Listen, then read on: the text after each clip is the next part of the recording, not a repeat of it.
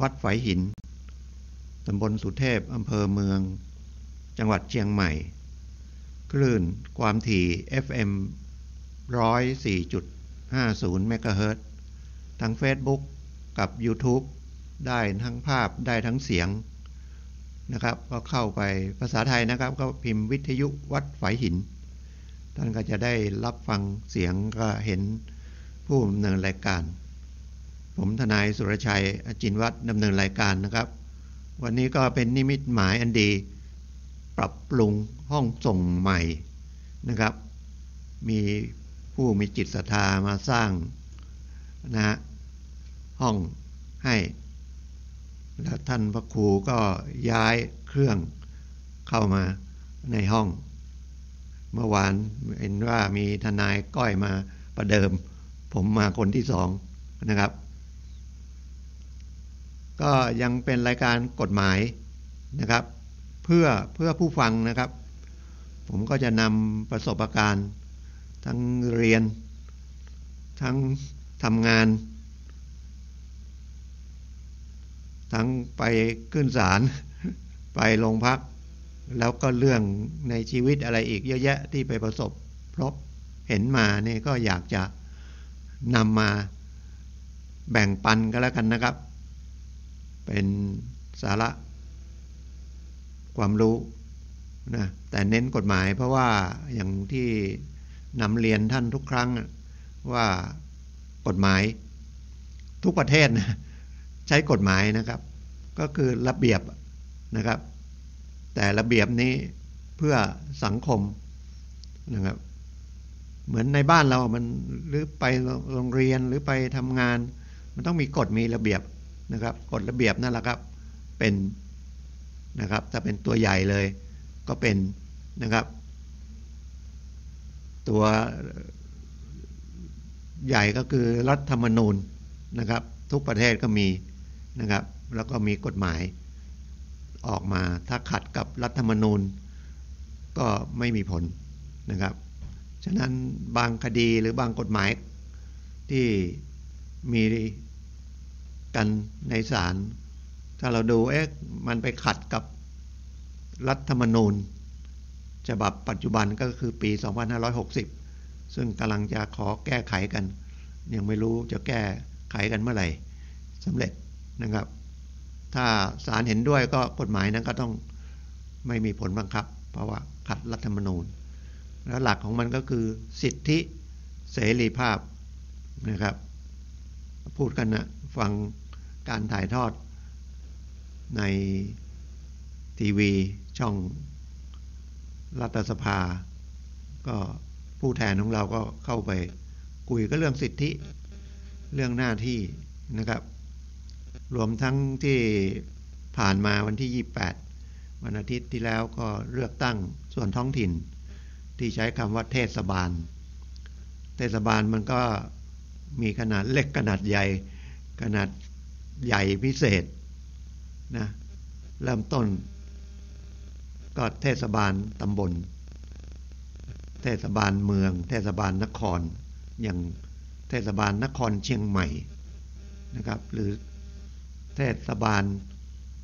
นครแม่เหี่ยอะไรอย่างตัวนี้ก็คือเอาประชากรกับรายได้นะครับว่าเป็นหลักแล้วก็ประมาณถัดไปกับมิถุนาหรือกรกฎานี่ก็จะเลือกตั้งนะครับส่วนท้องถิ่นที่เล็กกว่าอบต.นะครับอบต.ก็ถ้าจะพัฒนาจากอบต.ก็ไปเป็นเทศบาลแต่ไม่ได้เลือกพร้อมกันเพราะมีบางส่วนท้องถิ่นนะครับการปกครองส่วนท้องถิ่นบางพื้นที่อย่างผมอยู่อำเภอบ้านที่ก็มีเทศบาลตำบลบ้านที่กับอบต.ตำบลห้วยยาบก็เลือกเทศบาลบ้านที่ไปแล้วนะครับเดี๋ยวก็จะต้องมีการเลือกอบต.องค์การบริหารส่วนท้องถิ่นที่ห้วยยาบนะครับ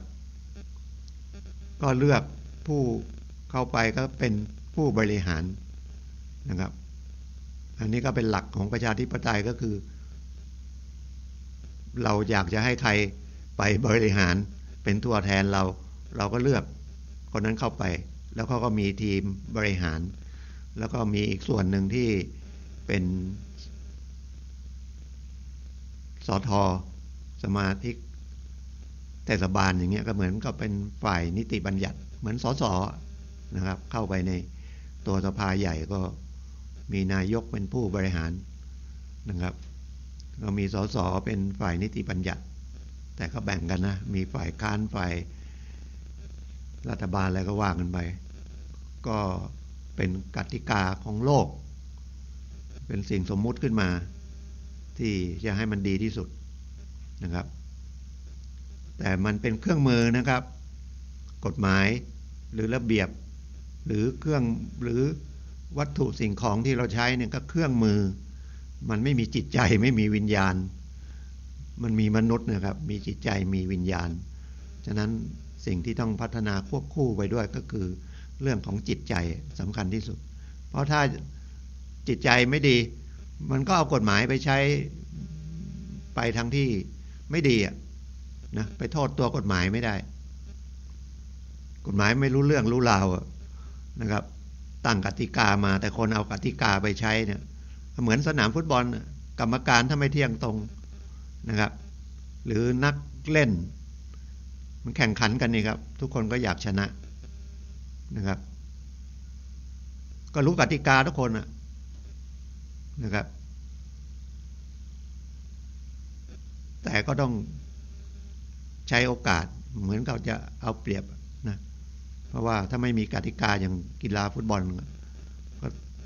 เอาแรงๆก็แข้งขาหักนะครับฉะนั้นถ้าใครเจตนาอย่างนั้นก็อาจจะโดนเตือนก่อนหรือมันก็โดนออกจากเกมไปเลยชักใบแดงนะครับใบแดงก็ออกจากสังคมไปเลยไปอยู่ในเรือนจำถ้าใบเหลืองก็รอลงอาญาไว้ก่อนคาดโทษไว้ก่อนถ้าคุณทำผิดอีกครั้งหนึ่งก็เอาโทษเก่ามาบวกกับโทษใหม่สมมุติง่ายๆนะครับมองให้เห็นภาพนะครับว่ามันมียังไงนะอันนี้เป็นคดีอาญาซึ่งมันเกี่ยวกับสังคมส่วนรวมแล้วก็คดีอาญามันยังมีอาญาแผ่นดินกับอาญาที่เกี่ยวกับบุคคลอย่างช่อโกงเนี่ยช่อโกงกันเองอย่างเงี้ยมันก็เป็นเรื่องย่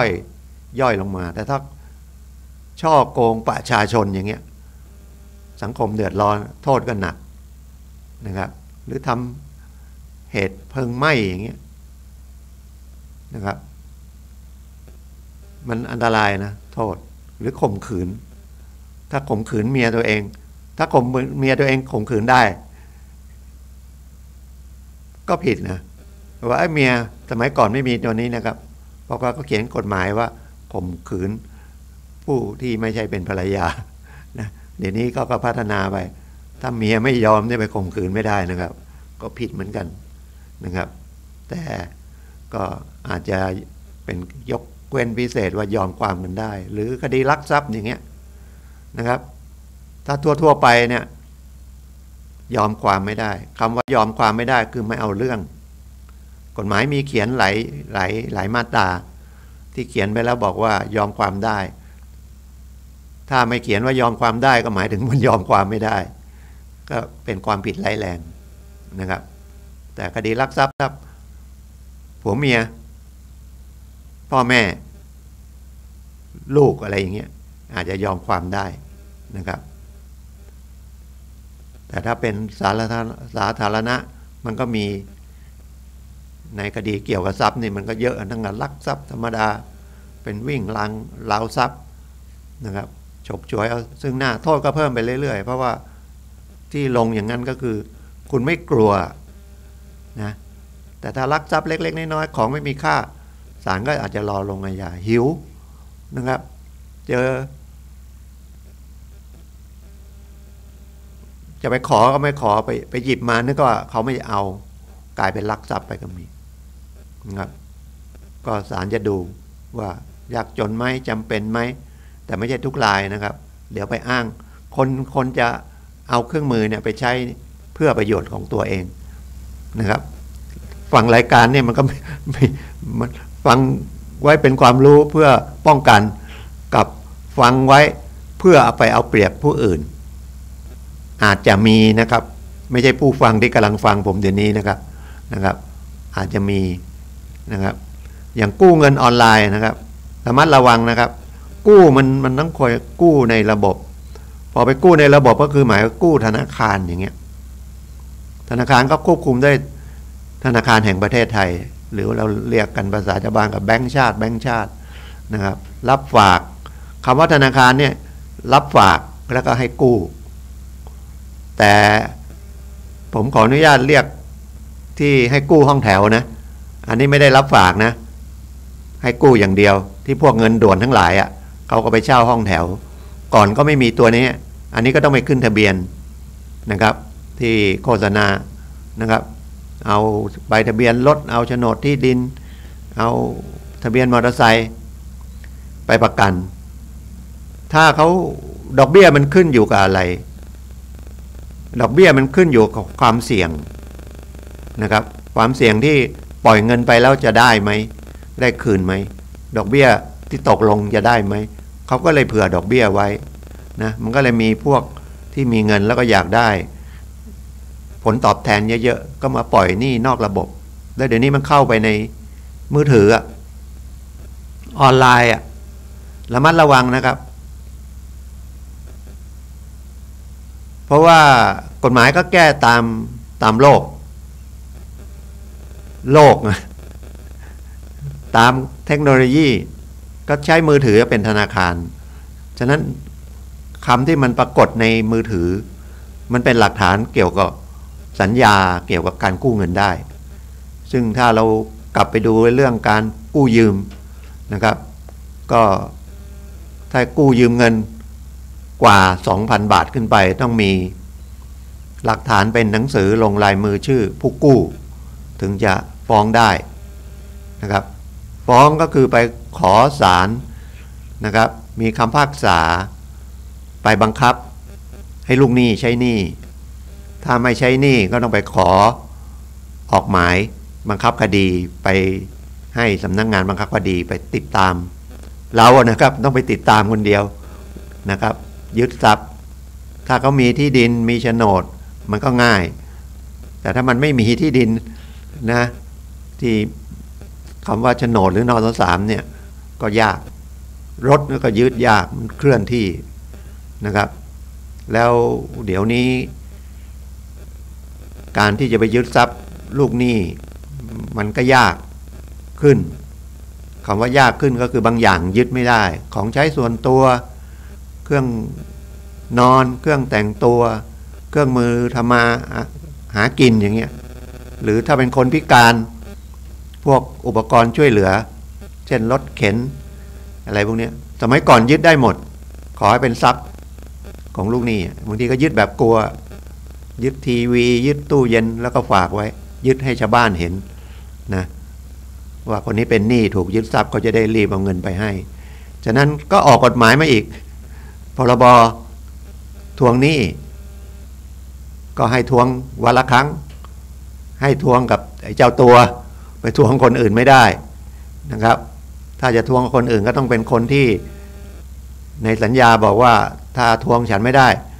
ทวงกับอีกคนหนึ่งได้อย่างเงี้ยนะครับถ้าเป็นไม่นั้นก็ผิดมีโทษจำคุกแล้วคนที่จะทำหน้าที่ทวงถามก็ต้องขึ้นทะเบียนกฎหมายพยายามไล่แก้ความประพฤติของคนมันไล่ไม่ได้พัฒนาไปเรื่อยนะไม่อยากพูดว่ากิเลสในใจนะครับเดี๋ยวผมพูดไปพูดมาจะเข้าธรรมะอีกแล้วมันก็เรื่องจริงสังเกตดูห้ามขับรถเร็วอย่าไปเผลอนะตอนนี้เขาบอกเดี๋ยวขับได้เกิน100ละอย่าแช่ขวานะครับแล้วถึงอยู่ขวาถ้าใช้ความเร็วเกินนะครับปกติมัน90แล้วคนจะแช่ขวามันมีถ้าคำว่ามีแช่ขวาก็คือถนนตั้งกับ2-3 เลนขึ้นไปถ้ามันเลนเดียวมันไปแช่ขวาไม่ได้นะเอาอย่างถนนสาย11นะเดี๋ยวเราพูดกันว่าเชียงใหม่ลำปางอะไรเนี่ยลำปางเชียงใหม่เนี่ยนะเดิมก็3เนี่ยพัฒนาเป็น6 เลน แล้วก็มีสะพานข้ามทางแยกผมก็นะมันช่องขวามันว่างอะแล้วมันรถเร็วอ่ะผมก็ไปมาผมก็ขับรถเร็วไปละนะก็เข้าขวาระวังนะครับโดนนะครับแต่ถ้าอยู่มันอีก2 ช่องข้างซ้ายมันเป็น3 เลนก็วิ่งซ้ายสุดก็เผื่อมาก็ช้าสุดตรงกลางอ่ะเป็นทางสัญจรปกติขวาไว้แซงแล้วก็ไอ้ที่มันเป็นเกินจากถนนไปลงไปวิ่งก็ผิดอีกนะครับเพราะว่านอกจากถนนแล้วมันยังมีผิวทางซ้ายนะครับสำหรับเข้าไปพักรถอะไรนะหรือจอดรถหรือให้มอเตอร์ไซค์ใช้เข้าไปวิ่งก็ผิดฉะนั้นเนี่ยมันก็เป็นกฎหมายก็ออกมาเป็นกฎจราจรเราก็ต้องไปสอบว่ายังไงมั่งหมายถึงว่าเพื่อความปลอดภัยของเราและผู้ใช้ถนนจะต้องปฏิบัติตามกฎของจราจรนะถ้าเราทำผิดแล้วบอกไม่มีตำรวจผ่าไฟแดงไม่มีตำรวจระวังมีกล้องแล้วถ้าผ่าไฟแดงไปอุบัติเหตุคุณก็ต้องรับผิดชอบหรือเลี้ยวซ้ายผ่านตลอดอย่าไปเข้าใจว่าเราเป็นทางที่คำว่าตลอดนี่ให้สิทธิ์เราเลยถึงซ้ายก็เลี้ยวเลยแต่เขาบอกว่าระวังทางขวาแต่ระวังทางขวาเป็นทางเอกเป็นทางที่ต้องซ้ายต้องระวังคุณก็ต้องมาอย่าเร็วเกินกำหนดคำว่าเร็วเกินกำหนดก็คือถ้าเร็วตามที่กฎหมายบังคับไว้มีจราจรมีป้าย30 40 60อย่างเงี้ยมันก็หยุดทันนะครับหรือไม่ทันมันก็เสียหายน้อยไม่ถึงเจ็บถึงตายนะครับฉะนั้นกฎทั้งหลายจะเป็นกฎระเบียบทั้งหลายก็คือสังคมก็คือตัวเราแล้วก็คนข้างๆเรานะแล้วเราก็ต้องระมัดระวังออกจากบ้านมันอย่าไปโดนไปชนเขาแล้วก็อย่าให้เขาชนจะผิดถูกจราจรนี่ไม่ต้องว่านะเอาตัวรอดให้ได้เพราะบางทีนะครับเราขับไปฝั่งนู้นเขาข้ามเลนมาเลยเราก็เห็นอย่าไปเถียงนะมันข้ามเลนมากูขอโทษเราไม่หลบตาย10 ล้อข้ามเลนมาหรือ10 ล้อเดี๋ยวนี้มันมีรถพ่วงอ่ะบางทีเขาจะยูเทิร์นเนี่ยนะครับถ้ามันเป็นรถเก๋งมอเตอร์ไซค์นี่มันก็ยูเทิร์นไปตามช่องจราจรได้เลยนะครับเพราะรถมันสั้นคันมันเล็กแต่ถ้าเป็น10 ล้อหรือมีเทรลเลอร์มาด้วยมีรถพ่วงมาด้วยเขาต้องตีวงอ่ะเขาต้องออกไปทางซ้ายเลยแล้วถึงจะอ้อมระวังนะครับกฎหมายไม่มีช่องว่าอันเนี้ยเราต้องระวังเองปกติมันต้องจะเลี้ยวขวาก็ชิดขวาอันนี้จะเลี้ยวขวาต้องออกซ้ายนะครับถ้าชนกันเนี่ยจะผิดถูกไม่ว่านะครับเราเป็นรถเก๋งเราเป็นมอเตอร์ไซค์เนี่ยเราก็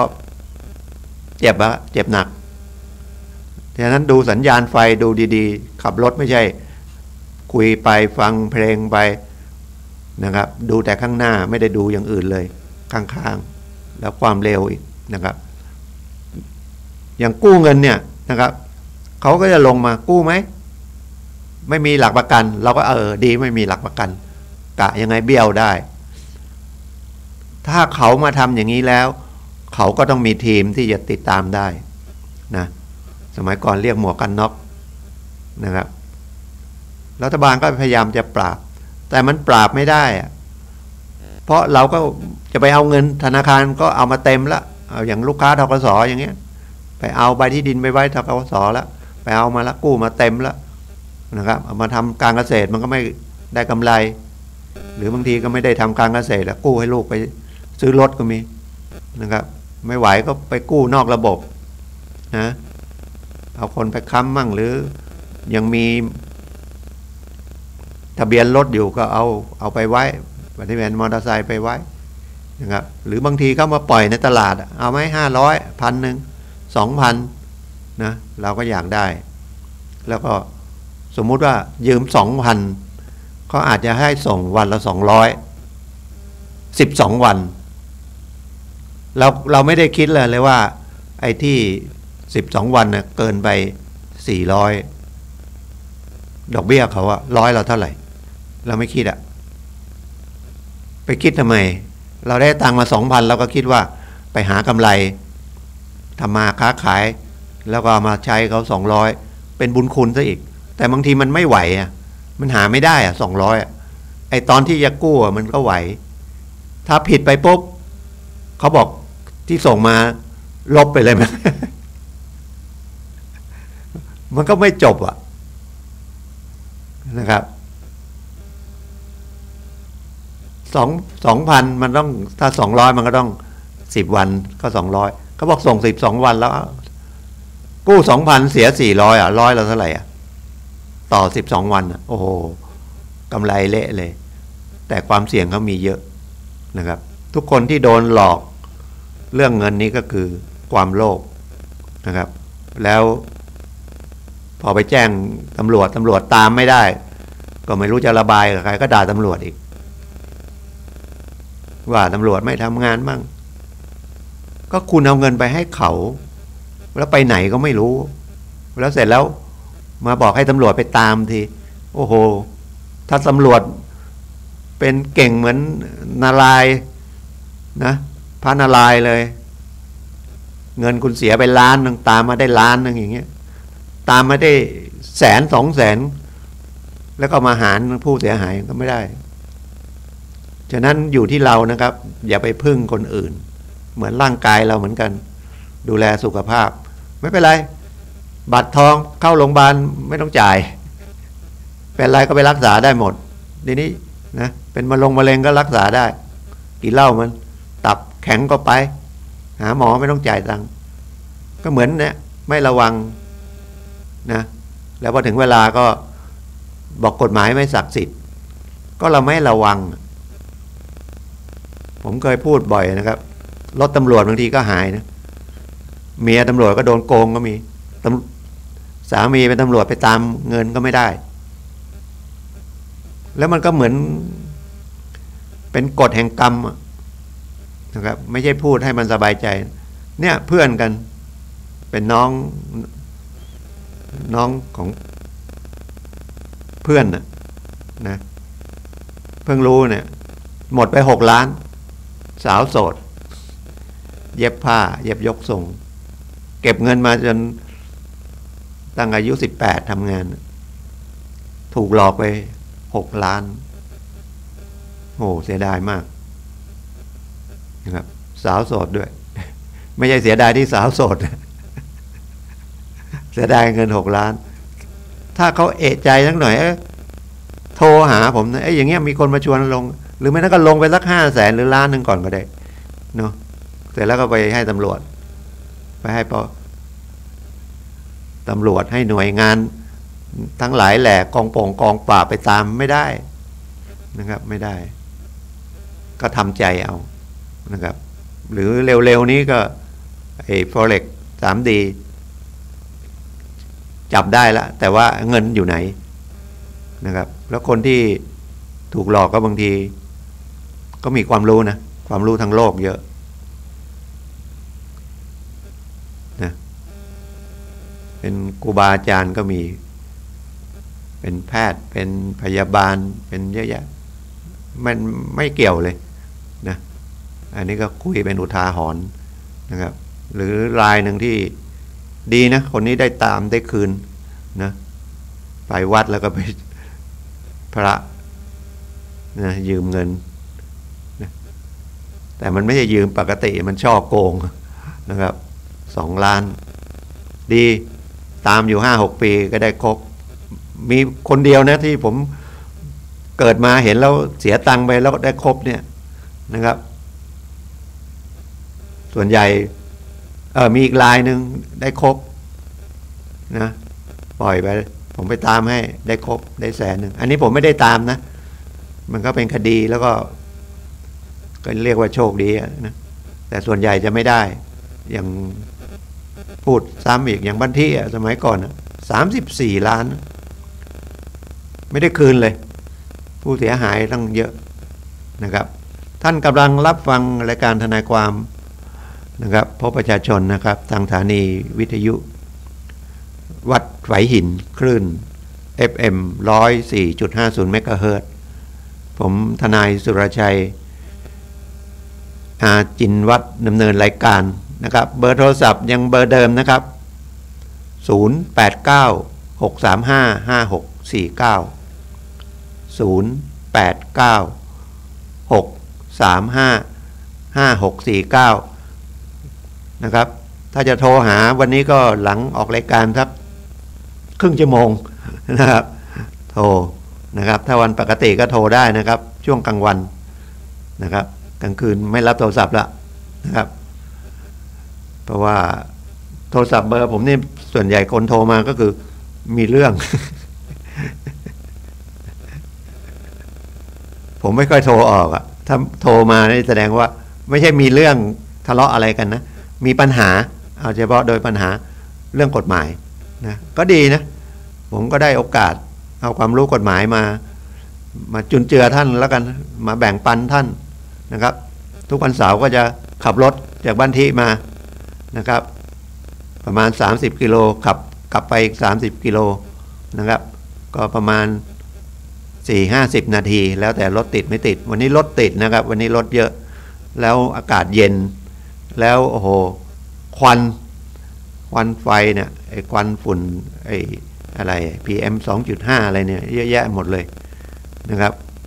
ก็ต้องระมัดระวังเอาหน้ากากอะไรที่มันกันฝุ่นใส่แล้วหายใจไม่ออกนะก็ยังใส่เฉพาะไอ้หน้ากากกันโควิดนะครับก็วันนี้เรื่องเงินกู้มันสัมพันธ์กับเรานะแต่คนที่ทุกข์กว่าตัวสตางค์ก็คือตัวลูกหนี้คือคนค้ำประกันอย่าไปค้ำเลยนะครับเมื่อ 2-3 อาทิตย์ก็คนค้ำประกันโดนยึดที่ละขายตลาดละนะครับผมก็บอกลองไปเจรจาผ่อนเขานะครับเดี๋ยวนี้เป็นอะไรก็แล้วแต่นะครับจะขึ้นศาลแล้วหรือยังไม่ขึ้นอะไรเงี้ยขอพยายามคุยกันไกล่เกลี่ยกัน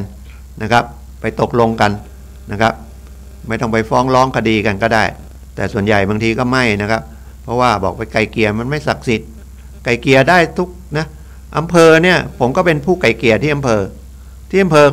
ของส่วนปกครองเนี่ยเป็น10 กว่าปีแล้วไม่มีใครใช้ นะแล้วก็ยังมีอะไรศูนย์ดำรงธรรมก็คือเป็นนั่นระบบไก่เกลี่ยแล้วต่อไปเนี่ยจะเป็นระบบไก่เกลี่ยมากขึ้นนะครับแต่ผู้ไก่เกลี่ยเนี่ยก็ต้องไปอบรมแล้วก็กำลังมีกฎหมายละซึ่งออกมาแล้วนะกฎหมายไก่เกลี่ยแต่กำลังหาวิทยากรหาผู้ที่จะไก่เกลี่ยไปไก่เกลี่ยแล้วไปเรียกเงินเรียกทองไม่ได้นะครับเป็นความผิดนะครับไก่เกลี่ยกันก็ใช้ระบบพี่น้องคุยกันนะครับในคดีอาญาก็เป็นคดีอาญาที่ยอมความได้นะครับในคดีแพ่งตั้งไว้ถึง5 ล้านนะคุยได้เพราะถ้าไปขึ้นศาลมันเสียเวลาเยอะแล้วเสียค่าใช้จ่ายเยอะถ้าไก่เกลี่ยไม่ต้องเสียค่าใช้จ่ายนะครับแล้วถ้าตกลงกันแล้วก็ทำสัญญาประนีประนอมยอมความเลยแล้วก็ขอศาลถ้าไปประนีประนอมในศาลนะแต่ก่อนมีคดีนะครับศาลอาจจะพิพากษาให้ก็ไม่ต้องเสียค่าธรรมเนียมก็เร็วง่ายแล้วก็มันก็จะมีความสัมพันธ์ที่ดีต่อกันไม่ทะเลาะกันต่อไปนะครับเพราะว่าการกู้ยืมเนี่ยสำคัญคนให้กู้ก็อยากได้ดอกคนกู้ก็อยากได้เงินนะครับแม้แต่เรื่องการขายฝากก็แก้ละแต่ไปแก้เป็นพรบขายฝากไม่ใช่แก้ในประมวลกฎหมายแพ่งก็ขายฝากต่ำกว่า1 ปีไม่ให้เพราะว่าขายฝากนี่มันโอนให้เขาไปแล้วนะนี่มันหาเงินไม่ทันมันเสียไปเลยแล้วเมื่อครบกำหนดต้องมีการบอกกล่าวนะครับว่าจะครบกำหนดแล้วจะบ่ายเบี่ยงอะไรไม่ได้ก็ต้องเอาเงินไปวาง นะครับที่สำนักงานวางทรัพย์ถ้าถึงกำหนดแล้วก็ต้องดูด้วยว่าไอ้ที่ไปขายฝากอะเรียกผลประโยชน์เกิน115ต่อปีไหมเยอะนะครับ115ต่อปีเนี่ยยิ่งเฉพาะปัจจุบันเนี่ยโควิดมาเลยเนี่ยดอกเบี้ยรัฐบาล 2-3 บาทเองนะครับ5 บาท 6 บาทก็มีคนเนี่ยบอกหากู้ได้ที่ไหนเขาเป็นนโยบายอย่างนั้นนะกู้ได้ไหมดูได้ก็ดูที่ตัวเรานะเจ้าหนี้เขาจะให้ยังไงหนึ่งไม่ใช่ดูหลักทรัพย์นะดูความสามารถที่จะคืนเงินได้นะเป็นหลักนะครับการให้สินเชื่อนะครับเป็นหลักถ้าเขาเห็นว่าธุรกิจที่คุณทำหรือกับเงินที่เอาไปเนี่ยคุณต้องมีส่งได้หรือที่ประสบภัยโควิดเนี่ยรัฐบาลก็ให้ไปติดต่อนะครับนะดอกเบี้ยประมาณ2 บาทนะครับแล้วพักต้นไว้ก่อนต้นเก่าไว้ก่อนแล้วก็อาจจะต้องให้ยืมมาใหม่นะครับไอ้ดอกเบี้ยที่ค้างอยู่ก็พักไว้ก่อนอย่าเพิ่งเอามายุ่งให้เขาไปเดินให้ได้ก่อนนะครับหรือคนที่กู้บ้านของธนาคารอาคารสงเคราะห์เป็นหลักนะครับสมัยก่อนถ้าผิดนัดงวดหนึ่งเขาขึ้นดอกเบี้ยไอ้ที่เหลือทั้งหมดเลยเหมือนกับส่ง100 งวดอย่างนี้สมมุตินะครับดีๆก็กำลังส่งมาเนี่ยส่งมาได้สัก30 เดือนอีก70 เดือนยังไม่ได้ส่ง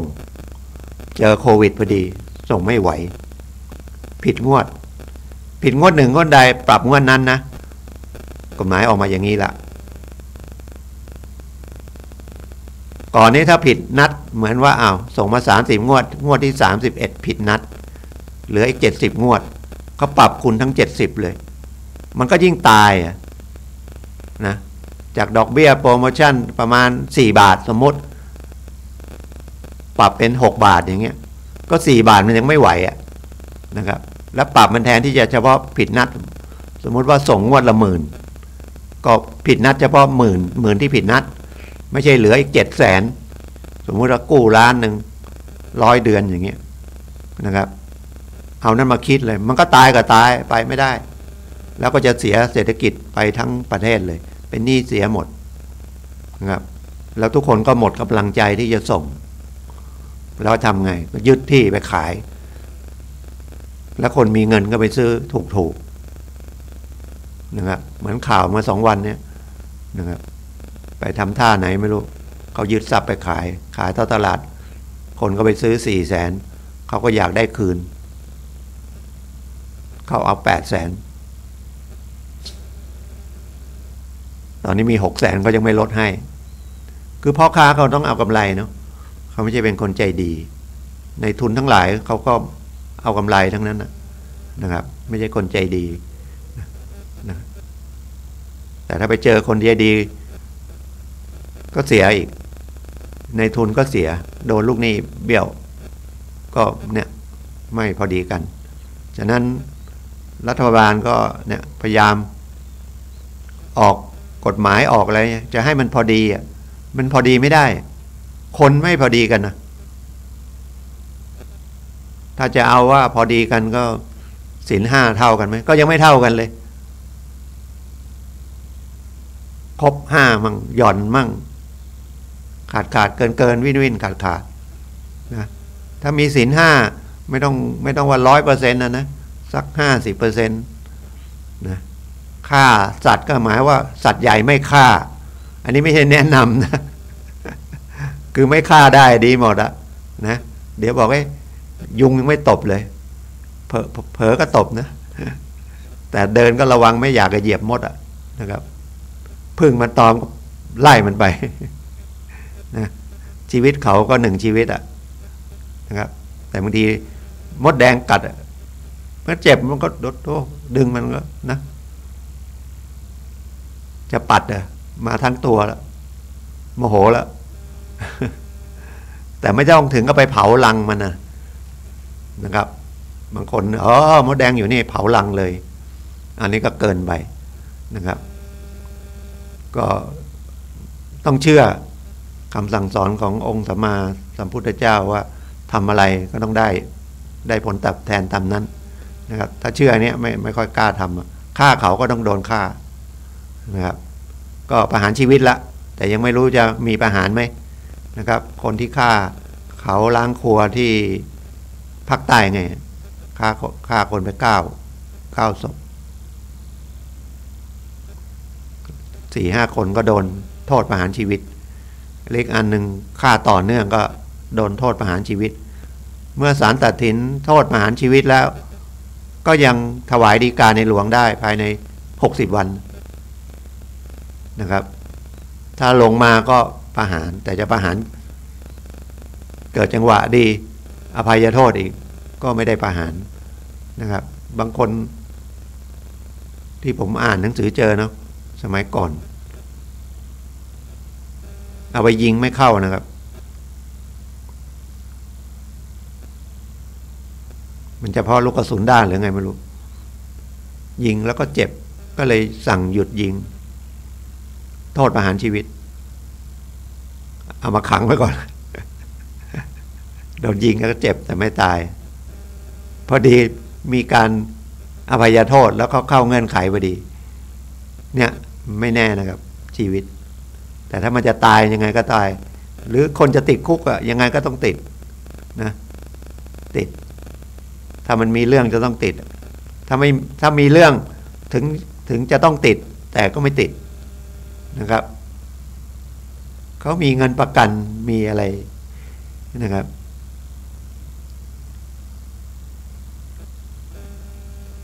ก็ออกมาก่อนนะแล้วบางทีมันก็อย่างคดีหนึ่งเกี่ยวกับยาพอโดนจับพ่อแม่กับประกันเป็นคดีศาลลงโทษอุทธรณ์ให้รอลงอาญาก็มีแล้วระหว่างนั้นมีคดีอื่นตามเข้ามาอีกแล้วก็บอกว่าขอให้นับโทษต่อทีนี้โทษอันแรกมันศาลอุทธรณ์ให้รอมันก็ไม่มีโทษนะไอ้คดีที่ตามมาที่3มันก็หมายก็เป็นหมันไปก็ไม่ต้องติดชีวิตจริงเป็นอย่างนี้นะครับเราจะโชคดีคำว่าโชคดีคือสมหวังโชคร้ายก็ไม่สมหวังแล้วหวังมันยังไงบางทีมันก็หวังเนาะ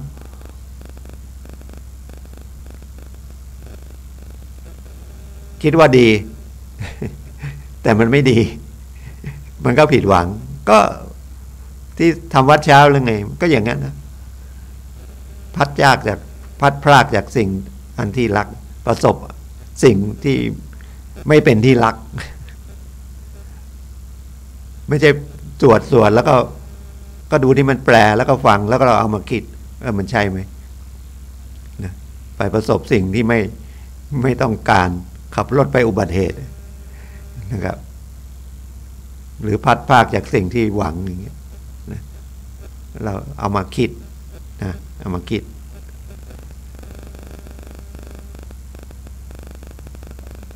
หลักฐานมันมีลายหนึ่งให้เขากู้ผมยังไม่รู้เขามาหลอกใช้ผมบ่นะเขาบอกว่าคนยืมเขาไป5,000เราไม่ทำสัญญากู้ด้วยแต่ไม่รู้นะอันนี้เขาก็นึกขึ้นได้เขาก็เลยพากันไปที่โรงพักไปขอตำรวจเรียกไปก็เลยมีบันทึกประจำวันว่ามีการกู้เงินเสร็จแล้วก็เอาใบนั้นมาหาผมที่บ้านบอกช่วยฟ้องให้หน่อยผมบอกฟ้องก็ฟ้องได้นะครับแต่จะได้เงินไม่ได้เงินก็ต้องอยู่ที่เจ้าหนี้เขามีทรัพย์สินอะไรไหมแล้วเงินแค่5,000แล้วก็มาอ้อนวอนบอกช่วยหน่อยตังค์ก็ไม่มีตังค์1,000 เดียวตอนแรกมาก่อนเลยตังค์ก็ไม่มีบอกว่าถ้าไม่มีมันผมขับรถไปผมก็เสียค่าน้ำมันละผมไปเติมน้ำมันผมบอกว่าเนี่ยผมมาฟ้องคดีฟรีช่วยชาวบ้านอย่างเงี้ยหรือมาออกอากาศวิทยุอย่างเงี้ยเพื่อชาวบ้านเนี่ยไปเติมน้ำมันบอกว่าเติมราคาถูกหน่อยอย่างงี้ก็ได้ไม่ต้องว่าเติมฟรีหรอกสุดท้ายแกให้มา1,000ผมก็ไปฟ้องให้อันนี้ไม่ใช่เป็นตัวอย่างนะเดี๋ยวคุณจะไปบอกว่าทนายที่อื่นทำไมเขาเรียกตั้ง5,000ตั้งเรียก10,000หรือว่ามามองผมว่าคุณมาคุยหาเสียงหรือเปล่า ผมไม่หาเสียงกับใครนะครับ ผมก็เป็นตัวของผมอย่างเงี้ยนะครับ ผมก็ไปฟ้องให้เสียค่านำหมายไป400แล้วเสียค่าขึ้นศาลไป80กว่าบาทนะค่าปรินเตอร์ถ่ายเอกสารปรินเตอร์ถ่ายเดี๋ยวมันก็ต้องพังผมก็ต้องไปซื้อใหม่นะครับกำลังเปลี่ยนหมึกไปนะครับเสียไป1,290เปลี่ยนหมึกจะถ่ายได้สักกี่ใบก็ไม่รู้นะครับแล้วก็วิ่งไปศาลวิ่งกลับศาลแล้วเดี๋ยวก็ต้องไปศาลไปสืบพยานไปทำอะไรอีกนะครับอ้าวช่วยก็ช่วยนะครับลุงนี่คงไม่พอใจผมเนาะเนี่ยทนายมันก็ไอ้ทั้งโจทย์ถ้าเราเป็นพวกโจทย์ก็บอกดีทั้งจำเลยก็บอกไม่ดีหรือบางทีโจทย์คาดหวังเราเยอะฟ้องต้องได้ตังค์พอไม่ได้ตังค์ก็ไม่ดีอีกเอาเห็นฟ้องถ้าฟ้องว่าได้ตังค์ไหมก็เหมือนไปหาหมอรักษาหายไหมหมอจะตอบว่าหายหมอก็บอกว่า50ไหมนะครับไปถามทนายบอกชนะไหมมันก็แล้วแต่มันก็ชนะแพ้ก็ได้นะครับแต่โอกาสมันก็จะมีก็แล้วแต่เราไปสืบพยานแล้วเมื่อชนะเราจะได้ตังค์ไหมก็ถ้าลูกหนี้มันมีทรัพย์สินให้ยึดนะครับเอาไปขายทอดตลาดได้ก็ได้พูดง่ายนะแต่โหทำยากยืดเยื้อเลยนะครับฉะนั้นผมไม่ได้ประกอบอาชีพทนายนะไม่ใช่มีเงินเลี้ยงชีพจากทนายผมก็ถือว่าเป็นทนายจะใช้คำว่าทนายอาสามันก็จะโฆษณาตัวเองทนายสมัครเล่นกันแล้วกันนะทำแก้เหงาแล้วกันนะครับจะไปเอาผมไปเทียบกับทนายอื่นไม่ได้นะบอกฟังรายการทนายก็ว่าแค่นี้เองทนายเขาไปเปิดออฟฟิศเนี่ยเขามีค่าใช้จ่ายแล้วเขาเลี้ยงลูกน้องเขาอีกค่าแอร์ค่าตึกค่าอะไรผ่อนรถผ่อนอะไรอีกเขาต้องเรียกนะครับนี่ก็มีคดีเข้ามาแล้วบ่อดินนะชาวบ้านรวมตัวกันไปบ่อดินที่เขามาขุดที่บ้านที่ผมเขาขุดดินขายหลายบ่อแต่ชาวบ้านเห็นว่าบ่อดินอันเนี้ย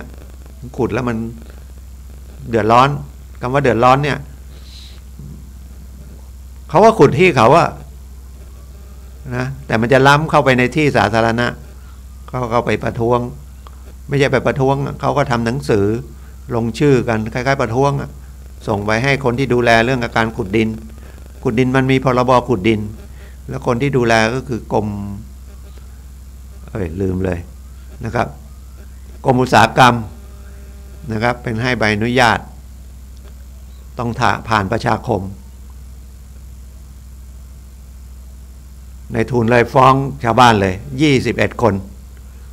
นี่ผมก็ไปอาสาจะช่วยเขาอีกแล้วนะเขาฟ้องละนะครับแล้วก็มาคุยแต่เขาฟ้องคดีอาญาเองคดีอาญานี่มันดำเนินการคดีอาญาถ้าเกี่ยวกับคนนะไม่ใช่คดีอาญาแผ่นดินนะคดีอย่างคดีลักทรัพย์เนี่ยไปฟ้องเองไม่ได้คดีช่อโกงได้เพราะมันกึ่งเป็นมีคนเสียหายผู้เสียหายไปฟ้องได้แต่ลักทรัพย์หรือขับรถเร็วนะลักทรัพย์มีไปฟ้องเองไหมแต่ช่อโกงไปฟ้องเองได้ลักทรัพย์มันเป็นคดีอาญาแผ่นดินอาญาแผ่นดินก็คือคดีอาญาที่มันเดือดร้อนกับสังคมไม่ใช่ไปฟ้องเองนะครับแต่เข้าไปเป็นโจทย์ร่วมได้เมื่อทนายเมื่ออัยการเขาฟ้องแล้วหรือฆ่าคนตายอย่างเงี้ยเราจะไปฟ้องคดีฆ่าคนตายเองไม่ได้นะครับหรือผิดกฎหมายจราจรอย่างเงี้ยคนไม่ใส่หมวกกันน็อกเราก็เห็นเราก็ไปฟ้องว่าณวันนั้นเวลานั้นถ่ายรูปมาแล้วเนี่ยเขาขี่รถไม่ใส่หมวกกันน็อกไปฟ้องศาลก็ไม่รับนะครับและการฟ้องคดีอาญาต้องมีการไต่สวนก่อนนะครับเพราะว่ามันไม่ได้ผ่านกระบวนการสอบสวนมาว่าไอ้ที่คุณเห็นว่าเขากระทำผิดเนี่ยมันกระทำผิดจริงไหมมันผิดกฎหมายจริงไหมแต่ถ้าเราไปร้องทุกข์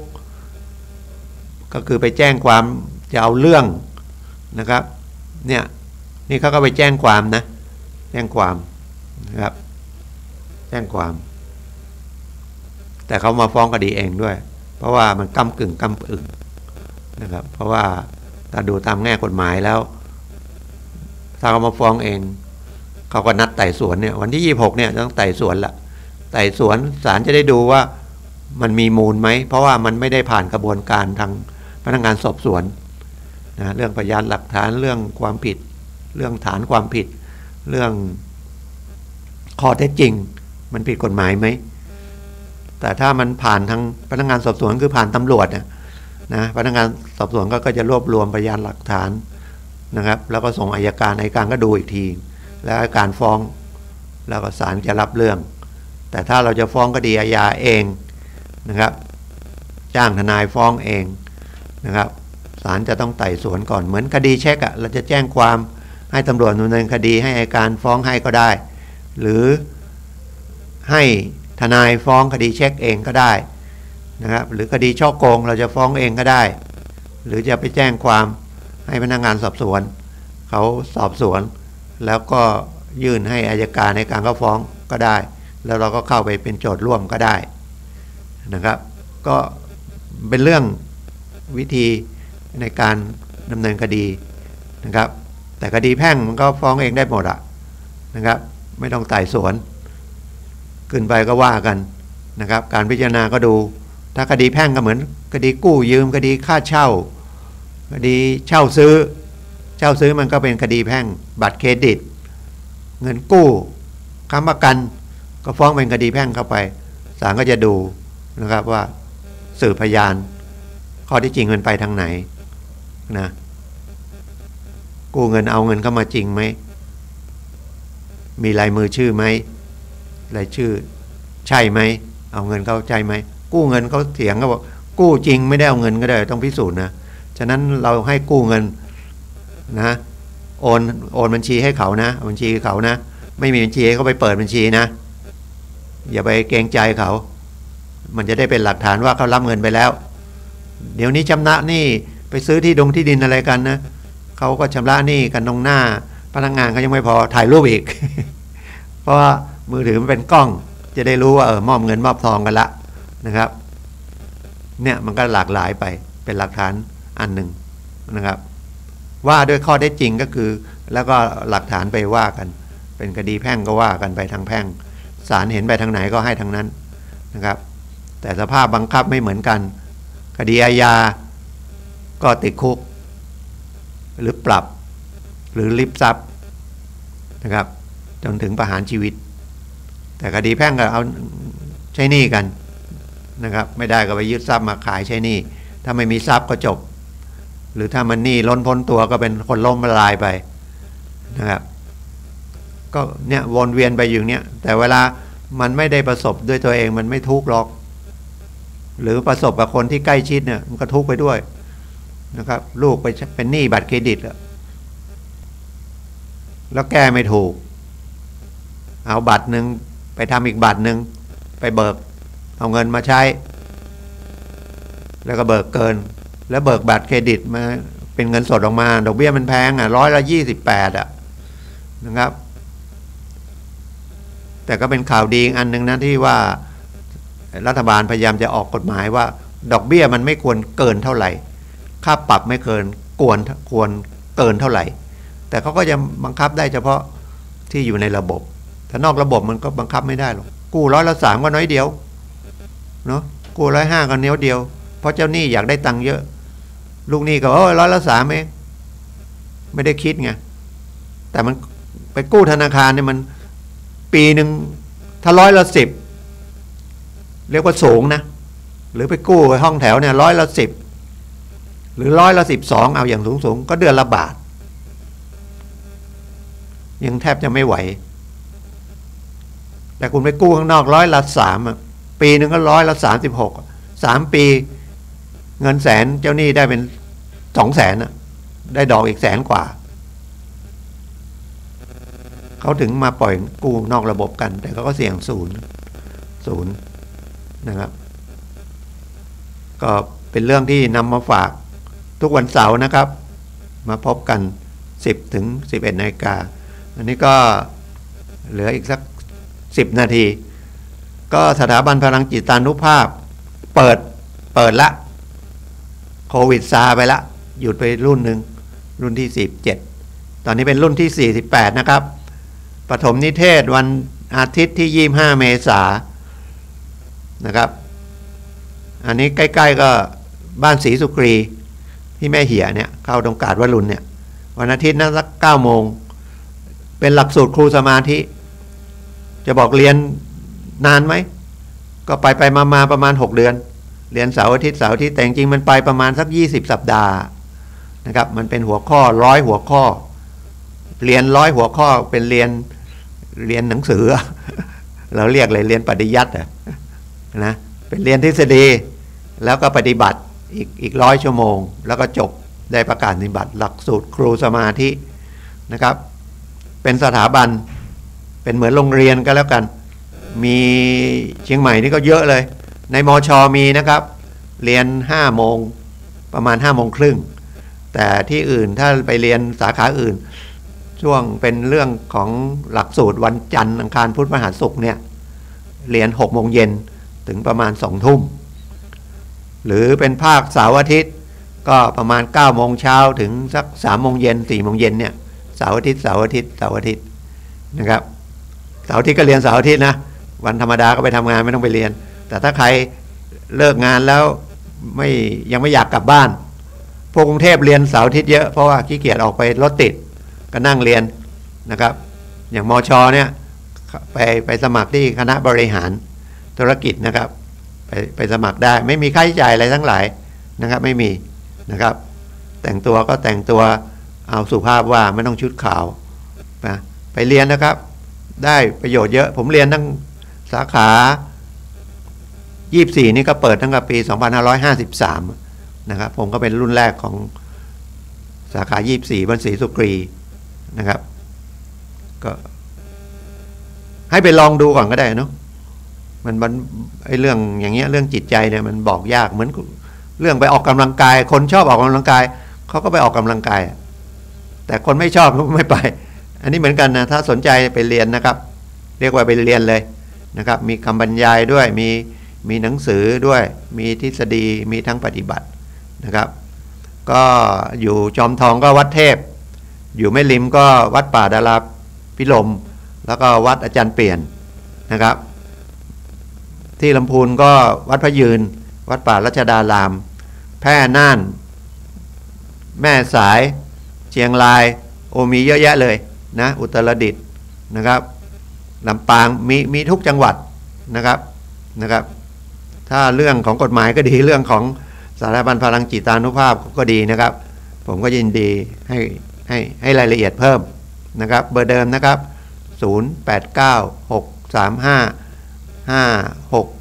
0896355649ทนายสุรชัยนะครับเดี๋ยวผมขอออกก่อนรายการสักนิดหนึ่งนะเพราะว่ามันเป็นห้องส่งใหม่เดี๋ยวจะได้ให้ท่านอาจารย์สุนัยรายการพลังแห่งชีวิตเข้ามานะครับท่านจะได้มาเตรียมเพลงเตรียมคอนโทรลเครื่องนะครับก็ขอบคุณนะครับขอทุกท่านโชคดีนะครับสวัสดีครับ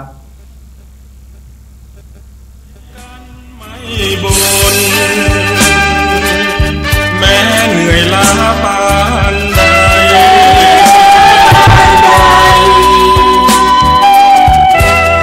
เพื่องานหลวงพ่อสานต่อให้เพียงไกลร่วมแรงร่วมใจคนละไม้คนละมือ คนโดนเพลงอย่างเดียว ไม่นานแน่ๆ ปิดมาพูดออกถ้าจะคลอเพลงก็ไม่ไกลไม่ไกล นี่ไม่ต้องทำอะไรเลยไม่ต้องไปยุ่งอะไรกันทั้งหมดเอาครอบหูฟังแล้วก็ปิดก็พูดได้เลยถ้าจะคลอแบบมีตัวเดียวตัวนี้ถ้าปิดอย่างนี้มันพูดออกไปแล้วนั่นเนี่ยท่านก็บอกท่านถ้าเป็นจริงนี้พูดไม่ออกก็คอนโทรลตัวเดียวแล้วก็ฝั่งนี้ก็ได้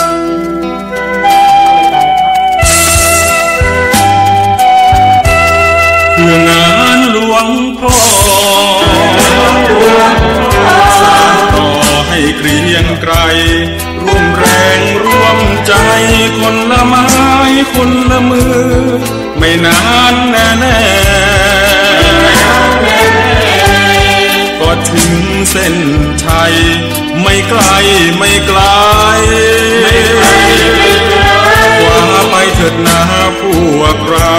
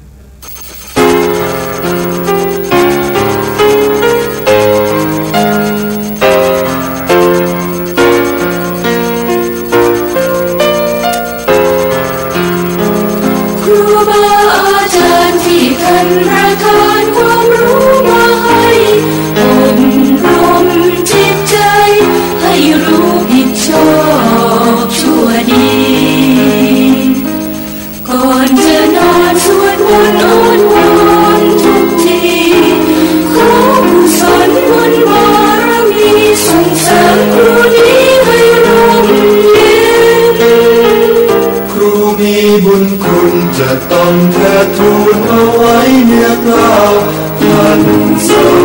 สอนเราอบรมให้เราไม่เว้นท่านผู้คิดให้คิดถึงความยากเย็นสอนให้รู้จัดเจนเฝ้าแนบเฝ้าเน้นมิได้อำพรางพระคุณที่สร้า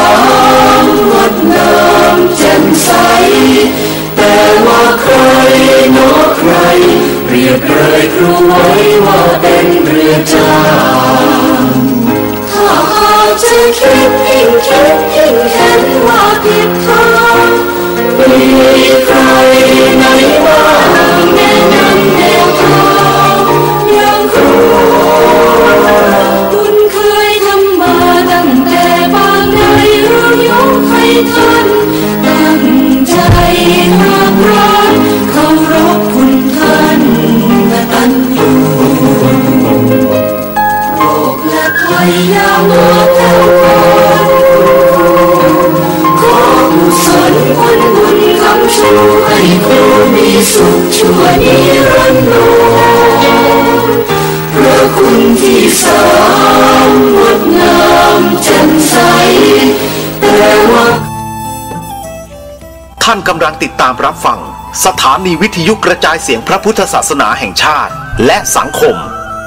คลื่นเพื่อการศึกษาพระพุทธศาสนาและวัฒนธรรมระบบ FM 104.5 เมกะเฮิรตซ์ รายการต่อไปเป็นรายการพลังแห่งชีวิตดำเนินรายการโดยสุนัย เหล่าหาวิวัฒน์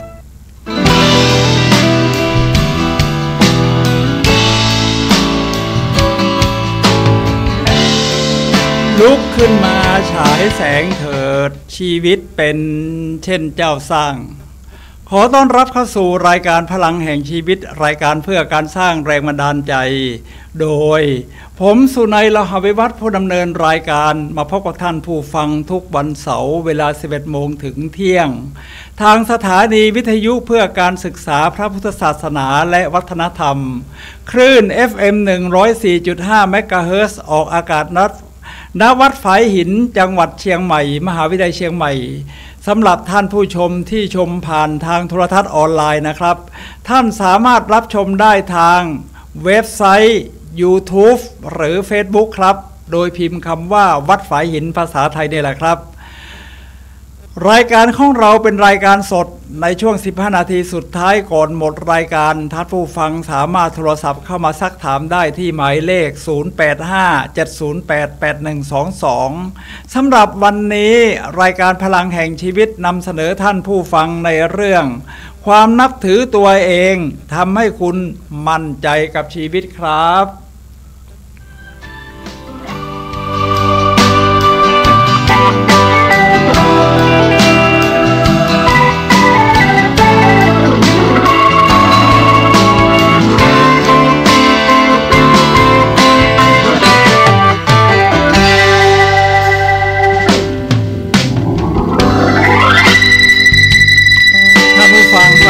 วันนี้ทางส สถานีได้เปลี่ยนห้องทรงใหม่นะครับดูโอโถงเลยทีเดียวครับผมก็เป็นครั้งแรกเหมือนที่กับทนายความสุรชัยได้มาออกอากาศไปเมื่อสักครู่นี้รายการที่ผ่านมาเนี่ยนะครับเป็นครั้งแรกห้องดูดีครับก็กราบขอบพระคุณผู้อำนวยการสถานีวิทยุพระครูสมุวิศวัตนะครับซึ่งท่านดูแลแล้วท่านมีความรู้ด้านเทคโนโลยีอย่างดีห้องก็ผมว่าระบบเสียงดีนะใช้ได้เลยทีเดียวเอาละครับท่านผู้ฟังครับวันนี้เราคุยกันในเรื่องความนับถือตัวเองทำให้คุณมั่นใจกับชีวิตครับท่านผู้ฟังครับแล้วความนับถือตัวเองคืออะไรครับคือเรียกว่าทุกคนในโลกนี้ people have on the resource to success ผู้คนมีทรัพยากรที่จะประสบความสำเร็จอยู่ภายในทุกคนนะครับฉะนั้นเราดึงตรงนี้ออกมาที่เป็นศักยภาพของเราและเอามาใช้เต็มที่ถึงตอนนั้นคุณจะรู้ว่านี่คือมีสิ่งดีๆเมื่อคุณรู้ว่าข้างในคุณมีสิ่งดีๆคุณสามารถพัฒนามันได้คุณสามารถที่จะเพิ่มความนับถือให้ตัวเองได้ฉะนั้นเวลาเราใช้ชีวิตนี่แหละครับท่านผู้ฟังครับเราสามารถที่จะมั่นใจว่าเรายังเรียนรู้ได้ยังพัฒนาได้ศักยภาพที่ยังซ่อนเร้นและไม่ได้ใช้ในมีอยู่อีกมากเป็นอย่างนี้ครับท่านผู้ฟังครับเอาละครับเดี๋ยววันนี้ผมจะมีกูรูทั้งหลายที่เชี่ยวชาญเรื่องความนับถือตัวเองเนี่ยนะครับมาพูดถึงว่าความนับถือตัวเองทำให้คุณมั่นใจกับการใช้ชีวิตอย่างไรเช่นซิกซิกล่าในมีหลายกูรูและมีภาพยนตร์ที่สร้างแรงบันดาลใจ3เรื่องที่ผมจะมายกตัวอย่างครับท่านผู้ฟังครับเวลาผมดูหนังนี่นะครับผมเป็นคนชอบดูหนังตั้งแต่เด็กแล้วล่ะเพราะบ้านอยู่หน้าโรงหนัง2 โรงเวลาดูภาพยนตร์ถึงตอนนี้ก็ยังดูอยู่ก็จะสังเกตว่าหนังเรื่องนี้มันสอนคนดูอย่างผมเนี่ยสอนอะไรบ้างแล้วก็มีการสื่อสารสื่อความอะไรแล้วก็มีคำพูดอะไรที่สอนใจเราแล้วเรานำมาปรับใช้นะครับเดี๋ยวสักครู่เดียวครับท่านผู้ฟังครับ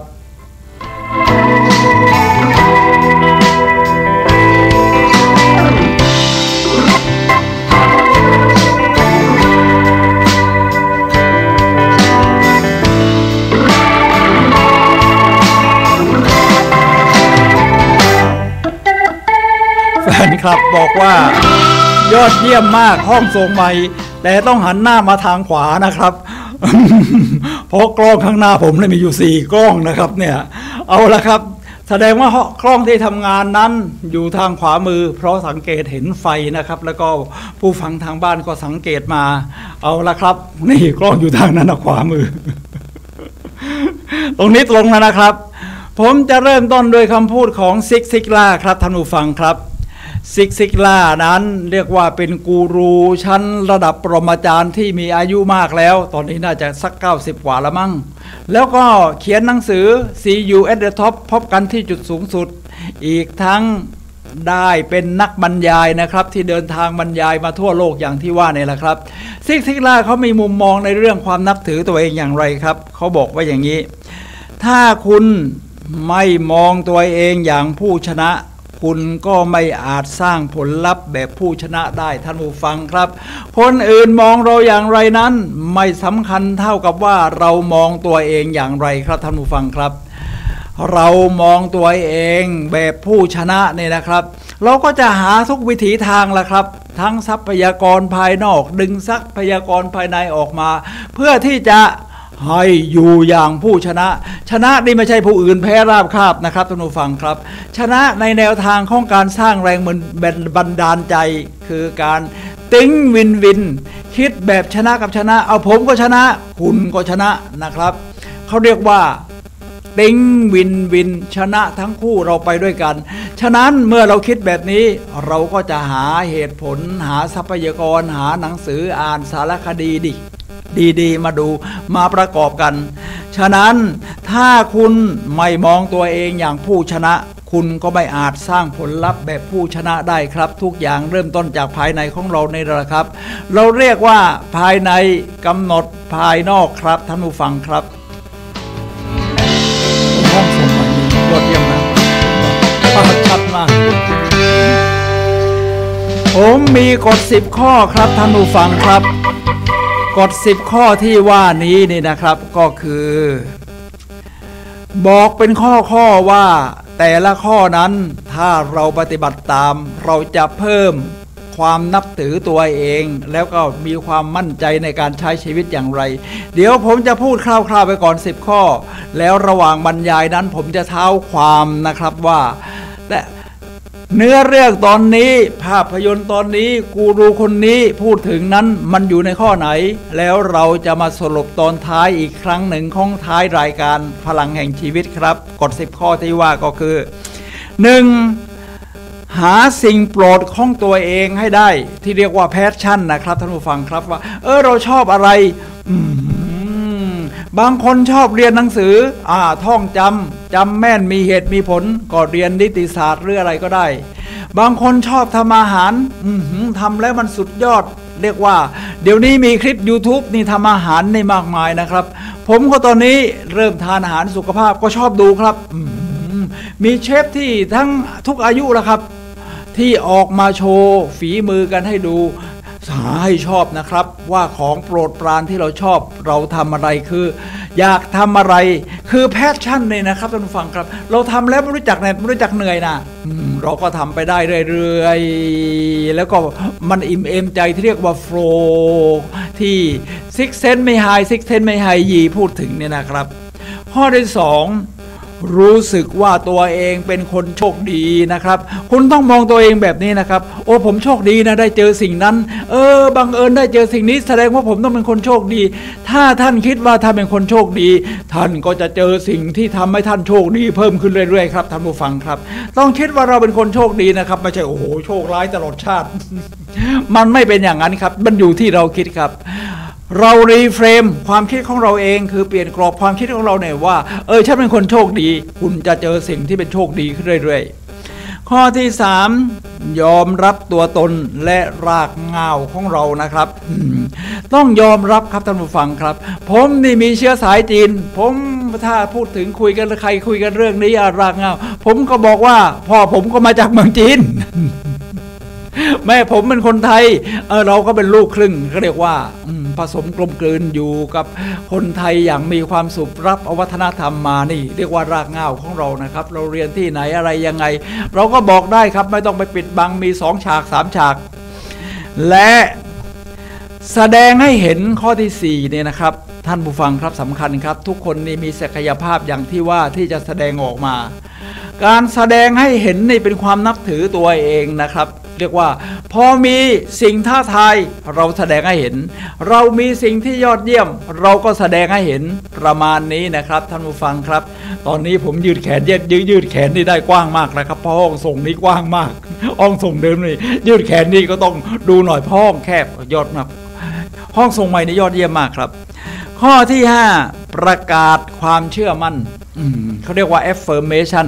เราต้องประกาศกับตัวเองนะฉันเชื่อมั่นฉันมีพลังฉันทำได้เรียกว่า affirmation คือพูดยืนยันกับตัวเองนะครับประกาศว่าเราเชื่อมั่นเรานับถือตัวเองข้อที่6รักตัวเองอย่างไม่มีเงื่อนไขไม่ว่าคุณผ่านประสบการณ์อะไรมานะครับทุกคนก็ผ่านประสบการณ์ที่ทั้งดีและไม่ดีเนี่ยแหละครับท่านผู้ฟังครับประสบการณ์ที่ดีทำให้ฉันเข้มแข็งประสบการณ์ที่ไม่ดีทำให้ฉันเข้มแข็งยิ่งขึ้นนะครับท่านผู้ฟังครับฉะนั้นรักตัวเองอย่างไม่มีเงื่อนไขแล้วไม่ว่าจะผ่านประสบการณ์ดีหรือไม่ดีในอดีตนะครับอดีตเนี่ยนะครับท่านผู้ฟังครับไม่เท่าอนาคตอดีตไม่เท่าอนาคตเราย่อมผิดพลาดกันได้เป็นเรื่องธรรมดาใครก็ผิดพลาดคนที่ประสบความสำเร็จยิ่งใหญ่ก็ล้วนแต่ผิดพลาดเลยนะครับท่านผู้ฟังครับแม้แต่เฮนรี่ฟอร์ดนี่ตอนแรกก็มีคนดูถูกที่รถยนต์ฟอร์ดโอ้โหรถยนต์จะไปวิ่งได้แล้วผลิตเครื่องยนต์ V8 ก็วิศวกรก็ทำไม่สำเร็จสักทีแต่เขายืนหยัดนะครับท่านผู้ฟังครับจึงออกมาได้เรียกว่านี่คือทำให้เรากลับมารักตัวเองแบบไม่มีเงื่อนไขและพร้อมที่จะก้าวไปสู่ในสิ่งที่ตัวเองมั่นใจว่าดีขึ้นและข้อที่7สร้างภาพแห่งความยิ่งใหญ่ในตัวเราและทำตามนั้นนะครับเพราะคุณต้องคิดแบบผู้ชนะสร้างภาพว่าเรามีศักยภาพครับเดินก็ไม่ให้มันอกไหลผายไหลพึงหน่อยไม่ใช่ว่าง งอหลังไปเรื่อยทำให้เราเป็นโรคกระดูกสันหลังคดได้นั่นเนี่ยเรางอไปอย่างนี้นะครับมนุษย์นั้นเป็นสัตว์ที่ธรรมชาติสร้างมาให้ทรงตัวได้ลำตัวเป็นตัวตรงไม่ใช่สัตว์เดรัจฉานที่ขวางตามโลกไปเรื่อยท่านผู้ฟังครับเราต้องสร้างความยิ่งใหญ่ในตัวเรานะครับสร้างพลังฉายแสงออกมาแล้วเราก็ทำตามนั้นข้อที่7ภูมิใจในตัวเองครับเรามีสิ่งดีๆที่ทำมาแล้วเรายังมั่นใจว่าเรามีสิ่งดีๆที่จะทำต่อไปอีกข้อที่9ลุยด้วย2มือและความสร้างสรรค์เนี่ยนะครับ2มือนี่แหละครับท่านผู้ฟังครับแล้วความสร้างสรรค์ทั้งเนื้อทั้งตัวของเราข้อ10กำหนดชะตากรรมด้วยตัวเองครับเขียนบทละครชีวิตของเราให้กับตัวเราเองอย่าให้มาใครมาเขียนแทนเด็ดขาดให้ปากกานั้นอยู่ในมือของเราครับนี่คือ10ข้อของผู้ชนะและเพิ่มความนับถือตัวเองครับท่านผู้ฟังครับ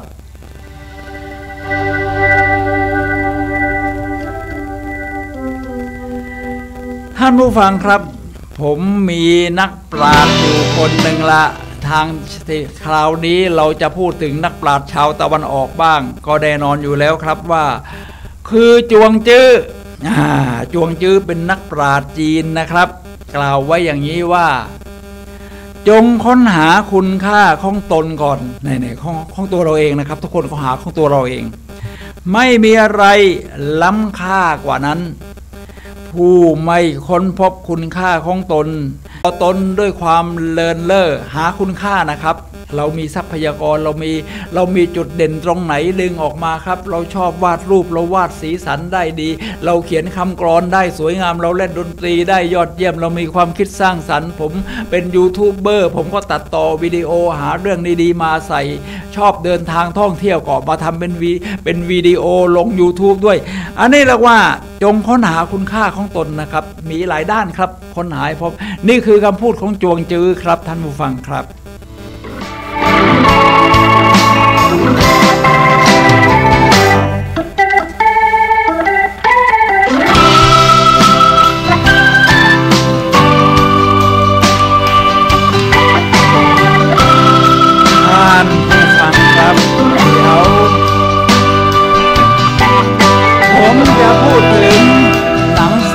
นิดหนึ่งนะครับเพราะวันนี้เราอ้างมาจากหลายกูรูเลยทีเดียวหนังสือนี้นะครับชื่อว่า The Answer ที่แปลว่าคำตอบนะครับนี่หน้าตาของหนังสือก็อาจจะซูมยากหน่อยนะครับเพราะตอนนี้กล้องอยู่ไกลแต่ไม่เป็นไรครับก็ดูเอาคร่าวๆหนังสือ The Answer นะครับเขียนโดยชลาบและเมอร์เรย์สมิธจอห์นแอชราฟเราอาจจะเคยได้ยินชื่อเขานะในหนังสารคดี The Secret ของรอนด้าเบิร์นนะครับท่านผู้ฟังครับเขาบอกว่าเฝ้าระวังการพูดกับตัวเองแล้วกล่าวถึงสารเชิงลบที่เด็กๆได้รับนี่นะครับว่าทำไมบางคนโตแล้วเนี่ยยังพูดเชิงลบออกมาได้เยอะมันไม่สร้างสรรค์ไม่สร้างพลังใจให้กับเราเลยสารเชิงลบที่เด็กๆได้รับขณะโตขึ้นกว่าจะถึงอายุ17ปีนี่นะครับท่านผู้ฟังครับจะเด็กๆจะได้ยินคำว่าไม่เธอทำไม่ได้ถึง 150,000 ครั้งนะครับโดยเฉลี่ยนะครับท่านผู้ฟังครับและใช่เธอทำได้ราวๆ 5,000 ครั้งแล้วคำว่าไม่30 ครั้งเป็นคำว่าไม่30 ครั้งต่อคำว่าใช่1 ครั้งโอ้โหสัดส่วนน้อยมากนะครับซึ่งทรงพลังมากพอที่จะทำให้เด็กๆเชื่อว่าฉันทำไม่ได้ตอนอายุ3 ขวบตอนอายุ4 ขวบฉันเป็นเจ้าโลกฉันทำอะไรก็ได้ปีนป่ายตรงไหนก็ได้พอโตขึ้นเจอคำทำไม่ได้เธอทำไม่ได้เธอทำไม่ได้เด็กก็หดพอโตขึ้นมันก็เลยทำไม่ได้จริงๆเราต้องเปลี่ยนใหม่เนี่ยนะครับถึงเวลาแล้วตอนนี้ไม่ว่าเราจะอายุเท่าไหร่นะครับท่านผู้ฟังครับกลับมาเพิ่มความนับถือตัวเองใช่เธอทำได้ฉันเชื่อมันฉันมีพลังฉันทำได้ท่านผู้ฟังครับเดี๋ยวสักครู่ผมจะยกตัวอย่างจากภาพยนตร์เรื่องหนึ่งครับ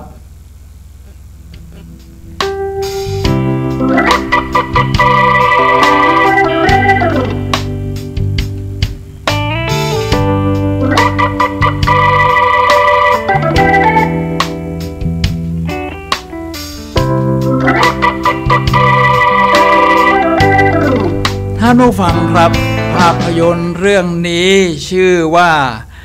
A Christmas Wish แปลว่าความปรารถนาในวันคริสต์มาสนะเขาเป็นธรรมเนียมของชาวตะวันตกหรือผู้ที่นับถือศาสนาคริสต์เนี่ยว่าวันคริสต์มาสเนี่ยซึ่งตรงกับวันที่25ธันวาคมเขาก็ต้องมาฉลองก่อนวันคริสต์มาสก็ต้องกินไก่งวงอะไรกันนะครับเขาเรียกว่าแล้ววันคริสต์มาสจะต้องมีซานตาคลอสนั่งล้อเลื่อนมีกวางเรนเดียร์ลากไปข้างหน้าแล้วลงมาทางปล่องไฟแล้วก็เอาเรียกว่าของขวัญมาให้เด็กๆแขวนไว้ตามต้นสนที่มาทำต้นคริสต์มาสเนี่ยนะครับตามกิ่งสนนะที่มาแต่งในบ้านทีนี้เรื่องราวของ A Christmas Wish นี้เป็นแม่ไม้เลี้ยงเดี่ยวลูก3ซึ่งสามีทิ้งเธอไปกับผู้หญิงที่เพิ่งจบใหม่ว่างั้น มีลูกหญิง2 คนคนโตคนเล็กคนกลางนี่เป็นผู้ชายนี่ค่อนข้างเกเรไม่มีความนับถือแม่เลยนี่นะครับท่านผู้ฟังครับเธอเรียกว่าถ้าอยู่ที่เดิมในสิ่งแวดล้อมมันเหมือนเดิมนะครับท่านผู้ฟังครับที่เธอคิดจะย้ายได้ถูกละเธอย้ายจากแถบกลางของสหรัฐอเมริกาขึ้นไปทางเหนือซึ่งอากาศมันหนาวเธอก็พยายามหางานทำอะไรมีเงินเท่าที่มีก็เช่าโรงแรมไปก่อนตอนหลังก็ขยับขยายแล้วก็เช่าบ้านอะไรได้ซึ่งก็ชีวิตค่อยๆผ่อนคลายดีขึ้นแม้จะปากกัดตีนถีบในช่วงแรกๆเรียกว่าเธอมีคำพูดที่เป็นพลังบวกมากที่สอนกับลูกๆเพราะโดยเฉพาะลูกชายนี่โอ้โหเรียกว่าเป็นคนที่หดหูเข้ากับเพื่อนก็ไม่ได้แล้วก็ยังดูถูกแม่อีกอะไรทำนองนี้นะครับท่านผู้ฟังครับทีนี้เวลาเธอสอนกับลูกๆเนี่ยครับทุกเด็กลูกทุกคนแหละลูกสาวคนโตลูกสาวคนเล็กเธอก็สอนได้ดีคราวนี้เธอสอนอย่างไรครับที่เป็นคำที่ผมคิดว่ามันเตือนใจเราเลยก็คือเมื่อลูกชายจะไปโรงเรียนใหม่ปกติก็เข้ากับเพื่อนไม่ค่อยได้อยู่แล้วคราวนี้เจอเด็กเกเร 3-4 คนนะครับรุมก็เขาไม่สู้อ่ะไม่พร้อมที่จะสู้แต่ตอนหลังมาได้ครูดีที่เห็นว่าถ้าเด็กคนนี้ปกป้องกันตัวเป็นก็สู้ได้ก็สามารถสู้ได้ในตอนหลังเนี่ยนะครับพอเขาเด็กพูดลูกชายเนี่ยนะครับคิดจะท้อถอยเธอก็บอกว่าเธอต้องสู้เพื่อตัวของเธอเองเธอต้องภูมิใจในตัวเองเรียกว่าเมื่อเธอค่อยๆโตขึ้นเธอไม่ได้อยู่กับแม่ตลอดเวลาแม่ไม่ได้คอยปกป้องเธอตลอดเวลาเธอก็ไปเผชิญโลกใหม่ๆผู้คนใหม่ๆถึงตอนนั้นเธอจะต้องเรียกว่าบางอย่างก็ต้องต่อสู้นะครับเพื่อตัวของเธอเองและต้องภูมิใจในตัวเองด้วยครับท่านผู้ฟังครับเอาละครับคราวนี้เรียกว่าแม่บอกว่าเธอต้องตอนระหว่างไปโรงเรียนครั้งแรกนะที่ย้ายเมืองมาใหม่นี่เธอก็ลูกก็ไม่อยากเข้าไปโรงเรียนแล้วก็กลัวจะเข้ากับเพื่อนไม่ได้ว่างั้นแม่ก็บอกว่าเธอต้องทำให้เขาเห็นพวกนั้นจะเคารพเธอแต่ลูกก็บอกว่าพวกนั้นจะเคารพผมยิ่งกว่านี้ถ้าผมเป็นเซียนคาราเต้แม่ตอบได้สุดยอดกว่าว่าแต่เธอไม่ใช่นี่เธอคือเธอแม่สอนต่อเลยครับว่าและเป็นคนที่ควรรู้จักแค่แสดงให้เห็นครับท่านผู้ฟังครับก็อยู่ในข้อที่เราพูดถึงใน10ข้อแค่แสดงให้เห็นอยู่ในข้อที่4แสดงให้เห็นศักยภาพของเราครับไม่ว่าคุณจะถนัดด้านไหนนะครับวาดรูปเล่นกีตาร์สเก็ตบอร์ดอะไรทำนองนี้ได้ทั้งนั้นครับท่านผู้ฟังครับ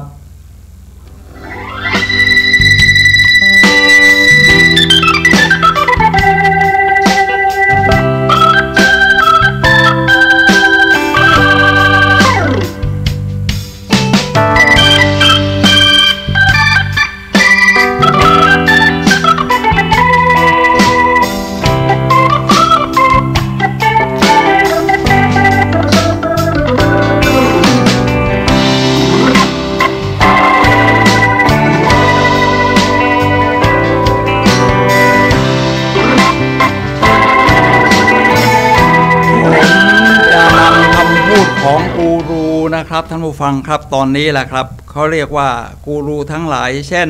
อัลเฟรด แอดเลอร์เป็นนักจิตวิทยาชาวเวียนนาประเทศออสเตรียในยุคเดียวกับซิกมันด์ฟรอยด์นะครับเขาไม่ได้เป็นลูกศิษย์อาจารย์กันหรอกเขาก็เรียกเป็นเพื่อนร่วมรุ่นกันนะอัลเฟรด แอดเลอร์นี่เขามีความเชื่อถือในเรื่องของความนับถือตัวเองเขาพูดว่าอย่างนี้ครับว่าจงเลิกปรารถนาการเป็นที่ยอมรับชื่อเสียงเป็นสิ่งที่คนอื่นมอบให้การนับถือตัวเองคือสิ่งที่คุณมอบให้กับตัวเองครับท่านผู้ฟังครับชื่อเสียงนี่บางคนหลงติดนะมันเป็นหลักการของแบบมัสโลว์นะครับที่ว่าเป็นพีระมิดความต้องการของมนุษย์นะฐานกว้างสุดใหญ่สุดที่อยู่ล่างสุดก็คือปัจจัยพื้นฐานปัจจัย4อาหารเครื่องนุ่งห่มที่อยู่อาศัยยารักษาโรคจากนั้นคุณก็ต้องการความเป็นเจ้าของการยอมรับแล้วตามด้วยชื่อเสียงนี่แหละครับชื่อเสียงมันทำให้เรามัวเมาได้ครับจนกระทั่งไปไหนก็ต้องการให้คนยอมรับให้คนอะไรทำนองนี้นะครับท่านผู้ฟังครับแค่เรานับถือตัวเองเซลฟ์เอสทีมนะครับแค่แสดงให้เห็นเนี่ยนะครับเขาจะนับถือเราหรือไม่นับถือเราไม่ใช่เรื่องใหญ่เป็นความคิดหรือประสบการณ์ของแต่ละคนที่มีไม่เท่ากันแต่ที่สำคัญเราต้องนับถือตัวเองแล้วอัลเฟรด แอดเลอร์ยังบอกว่าอิสรภาพคือการถูกคนอื่นเกลียดบางคนจะทำสิ่งนั้นสิ่งนี้ก็ไม่กล้ากลัวคนนั้นไม่ชอบกลัวคนนี้จะเกลียดคนนั้นจะนินทากลัวคนนั้นจะว่าท่านผู้ฟังครับอัลเฟรด แอดเลอร์เขาเชื่อมั่นเลยคุณต้องเลิกคิดเลยว่าไอ้คนนั้นจะเกลียดคนนี้จะเกลียดนะครับเขาเกลียดเนี่ยตามประสบการณ์ที่เขาสั่งสมมานะเราก็ต้องให้อภัยเขาว่าอ๋อนี่มันสั่งสมกรรมเรียกว่ากฎแห่งกรรมของศาสนาพุทธสั่งสมกรรมไม่ดีมาเยอะมันก็มีแต่ความคิดด้านลบตลอดส่วนคนที่เรียกว่ามีความคิดบวกมันก็บวกตลอดเรียกว่าสร้างสรรค์เหมือนกับนิยายทางอิหร่านนะครับก็มีชายหนุ่มคนหนึ่งเดินลงมาจากยอดเขาจากหมู่บ้านหนึ่งชายหนุ่มคนนั้นอยากจะไปหมู่บ้านใหม่ก็พอมาถึงปากทางก็เจอเรียกว่าผู้อาวุโสทรงภูมิอยู่คนหนึ่งก็เดินเข้าไปถามว่าท่านครับหมู่บ้านที่อยู่ข้างหลังท่านที่ผมกำลังจะไปนั้นเป็นอย่างไรบ้างครับน่าอยู่ไหมมีผู้ดีผู้ร้ายมากแค่ไหนบรรยากาศเป็นยังไงมีมิตรหรือความเป็นศัตรูกันดูถูกดูแคลนกันมากผู้ทรงภูมิก็ถามว่าแล้วหมู่บ้านจากยอดเขาที่ท่านเดินลงมาล่ะท่านหมู่บ้านนั้นเป็นอย่างไรบ้างชายหนุ่มบอกไม่ไหวเลยโจรขโมยก็เยอะดูถูกดูแคลนโอ้โหมีแต่คนขี้ฉาตาร้อนสภาพแวดล้อมแย่มากผู้ทรงภูมิก็บอกว่าหมู่บ้านที่ท่านกำลังจะไปก็เป็นแบบเดียวกันเป็นอย่างนี้ทีนี้มีชายหนุ่มอีกคนนึงครับเดินลงมาครับท่านผู้ฟังครับก็ถามว่าท่านครับหมู่บ้านที่อยู่ข้างหลังท่านที่ผมกำลังจะเดินไปนี้เนี่ยนะครับเป็นอย่างไรครับสภาพความเป็นอยู่แล้วหมู่บ้าน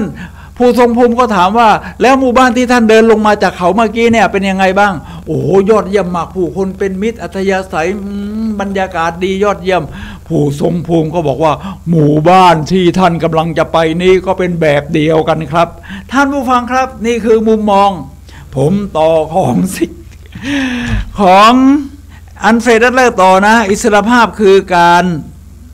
ถูกคนอื่นเกลียดเพราะตราบใดที่คุณไม่เลิกสนใจคำวิพากษ์วิจารณ์ยังกลัวที่จะถูกเกลียดยังต้องการให้คนอื่นยอมรับคุณก็ไม่สามารถใช้ชีวิตแบบที่ตนเองปรารถนาอยู่ดีละครับท่านผู้ฟังครับ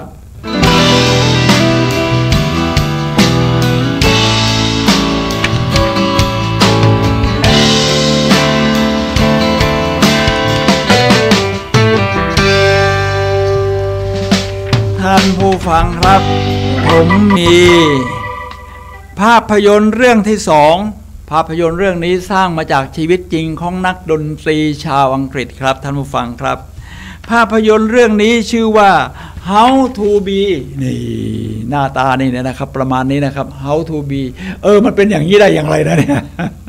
ทำอย่างไรมันถึงมันจะเป็นอย่างนี้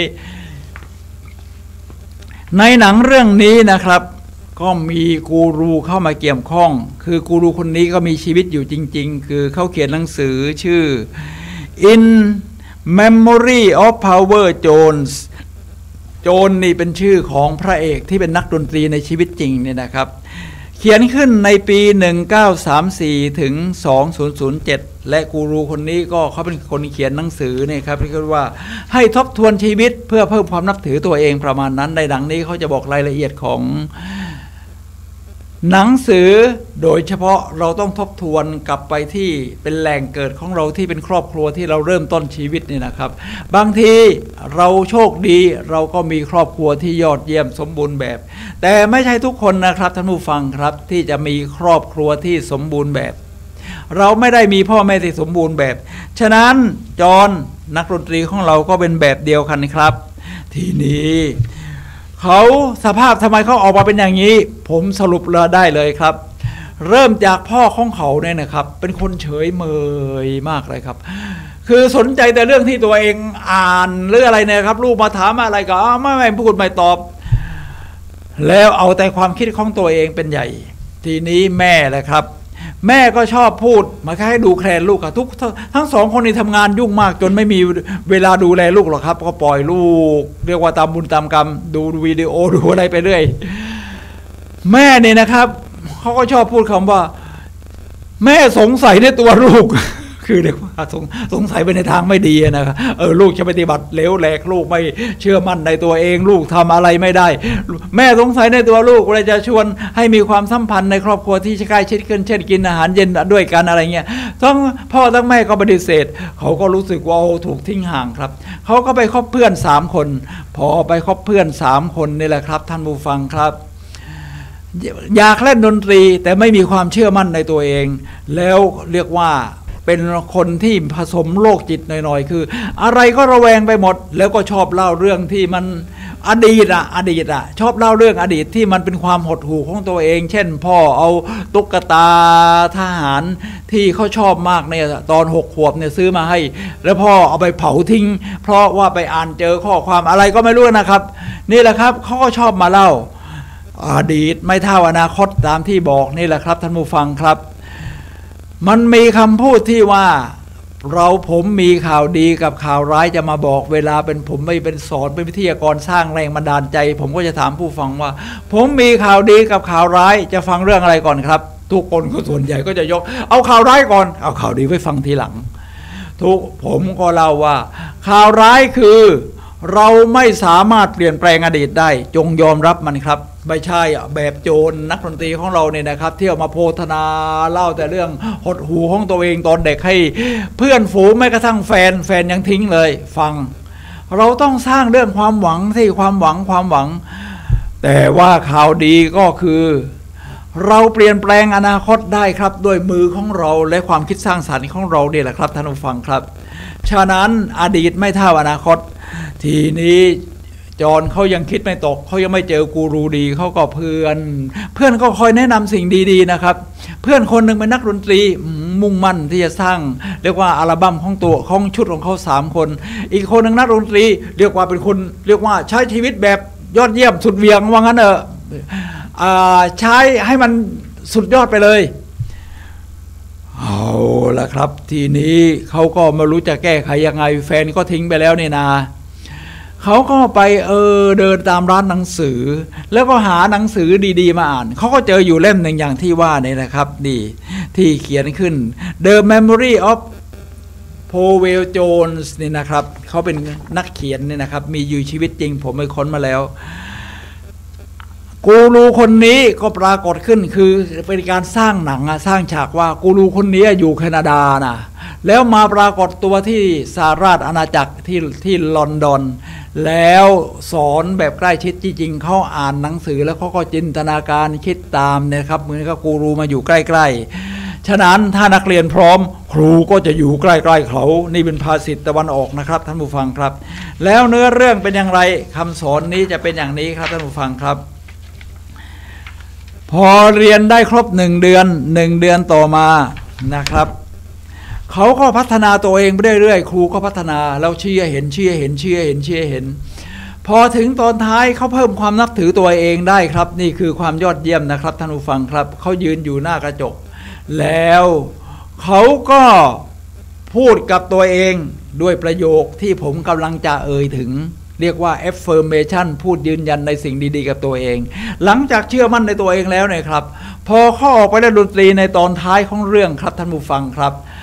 เรียกว่าผู้ฟังในประทับใจมากเขาใช้เล่นจากตัวเองข้างในเลยด้วยความเชื่อมั่นแล้วก็ทีมงานอีก2 คนที่เป็นเพื่อนของเขาเป็นนักดนตรีด้วยกันนะครับก็เล่นอย่างยอดเยี่ยมคล้อยตามกันมันเกิดฟีลมายนะครับพลังสนามของจิตที่ยอดเยี่ยมคำพูดที่เขาพูดกับตัวเองนะครับของจอห์นนักดนตรีก็คือ1 เดือนต่อมาซึ่งก่อนหน้านี้ไม่เคยนับถือตัวเองเลยล่ะครับท่านผู้ฟังครับเขายืนที่กระจกส่องตัวพระเอกนำแสดงโดยโรเบิร์ต แพตตินสันก็พูดกับตัวเองว่านายไม่ได้โนเนมและนายเป็นคนมีชื่อเสียงนายเป็นนักแต่งเพลงที่เก่งที่สุดที่ยังอยู่ในโลกนี้ทุกคนรักนายเพราะผลงานของนายนี่เรื่องจริงจากบันทึก In Memory of Pavel Jones เรียกว่า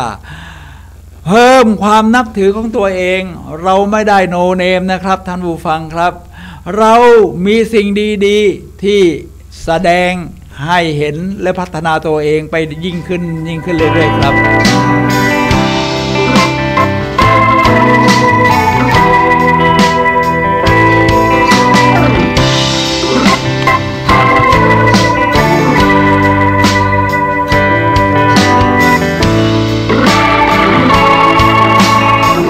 ท่านผู้ฟังครับขณะนี้ท่านกำลังรับฟังรายการพลังแห่งชีวิตรายการเพื่อการสร้างแรงบันดาลใจโดย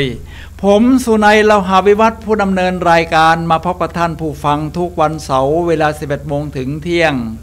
ทางสถานีวิทยุเพื่อการศึกษาพระพุทธศาสนาและวัฒนธรรมคลื่น FM 104.5 เมกะเฮิรตซ์หรือดูทางโซเชียลมีเดีย YouTube หรือ Facebook พิมพ์คำว่าวัดไฟเห็นภาษาไทยเนี่ยแหละครับท่านผู้ฟังครับ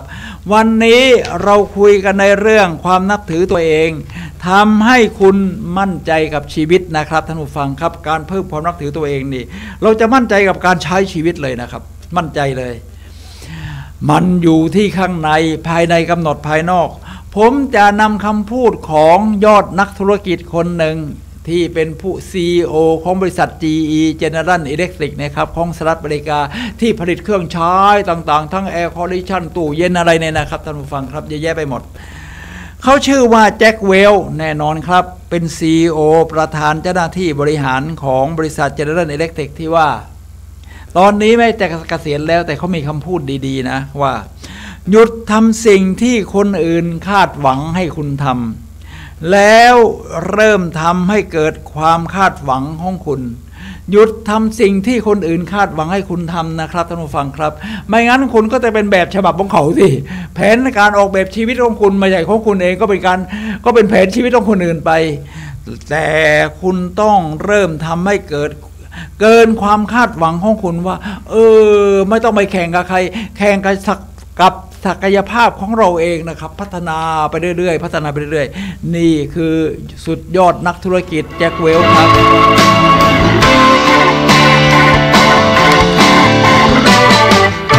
คราวนี้คำพูดของดร.คริสเตียน นอร์ทรัปบ้างครับท่านผู้ฟังครับบอกว่าความหวังความนับถือตัวเองและการศึกษา3อย่างนะความหวังความนับถือตัวเองและการศึกษา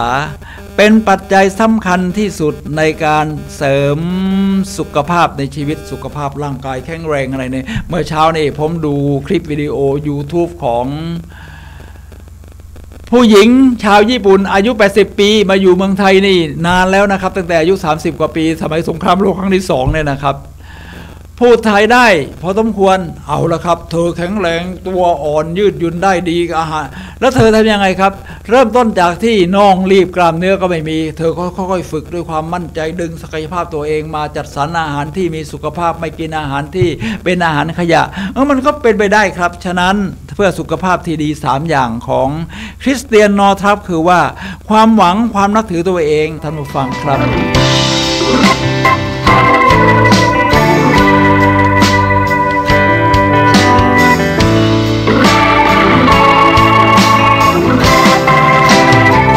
กูรูท่านอื่นๆก็มีอีกหลายคนนะครับฟังครับ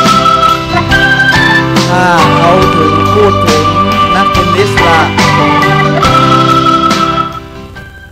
ถ้าพูดถึงนักเทนนิสนะครับตัวอย่างคราวนี้เราเอานักกีฬาบ้างนักเทนนิสหญิงก็ต้องตระกูลวิลเลียมนอกจากเซเรนาพี่สาวเขาก็ชื่อวีนัสเขาเป็นแชมป์แกรนด์สแลมครับแกรนด์สแลมก็แข่งมาตั้งแต่วิมเบิลดันโน่นออสเตรเลียโอเพ่นอะไรทำนองนี้ครับจนครบ5แห่งนะเธอเป็นแชมป์แบบนี้แล้วเธอมีความเชื่อมั่นอย่างไรครับเธอก็แน่นอนอยู่แล้วนักกีฬาก็มีทั้งแพ้มีชนะอะไรผสมผสานกันอยู่เธอก็พูดอย่างนี้ครับแล้วก็เป็นนักกีฬาเหรียญทองเทนนิสโอลิมปิกด้วยนะไม่ใช่แกรนด์สแลมอย่างเดียวเธอพูดว่าคุณต้องเชื่อตัวเองในยามที่ไม่มีใครเชื่อฉันนั่นคือสิ่งที่ทำให้คุณเป็นผู้ชนะคุณต้องเชื่อในตัวเองในยามที่ไม่มีใครเชื่อคือบางทีนี่นักเทนนิสในเวลาฝีมือมันตกก็ตกหวบนะยังหาจุดแก้ไขไม่เจอก็แต่ก็ว่าเราก็ต้องทำใจครับว่าเดี๋ยวเราต้องค้นหามันเจอนะเราต้องพัฒนาตัวเองได้แม้จะอยู่ในจุดที่มันต่ำสุดของอาชีพนักกีฬาก็ตามฉะนั้นในช่วงที่คุณตกต่ำสุดนะครับแน่นอนคนอื่นอาจจะมันหมดยุคของวีนัสวิลเลียมแล้วมั้งมันเลยสมัยแล้วปล่อยเด็กๆเขาขึ้นมาไม่ครับวีนัสวิลเลียมไม่คิดอย่างนั้นเธอคิดว่าถึงเวลาที่ฉันต้องเชื่อมั่นในตัวเองในยามที่ไม่ใครเชื่อว่าฉันที่จะฟื้นสมรรถภาพร่างกายฝีมือเพื่อที่จะมาแข่งแชมป์ในด้านต่างๆทั้งวิมเบิลดัน US Open French Open ทำนองนี้ครับและนั่นคือสิ่งที่ทำให้ฉันเป็นผู้ชนะและทำให้คุณเป็นผู้ชนะด้วยครับท่านผู้ฟังครับ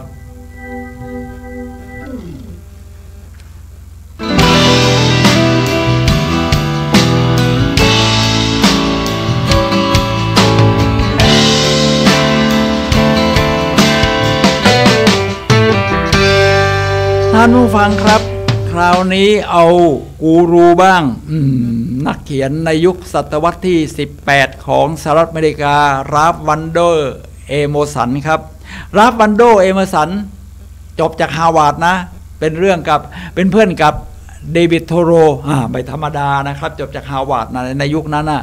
แต่ว่าเขาชอบชีวิตแบบธรรมชาติแล้วเขาก็เป็นนักเขียนด้วยมีหนังสือดีๆของราฟวันโดเอเมอร์สันให้เราอ่านครับท่านผู้ฟังครับแล้วก็คราวนี้เขาพูดเรื่องความนับถือตัวเองอย่างไรบ้างเขาพูดว่าไม่ว่าจะกดดันแค่ไหน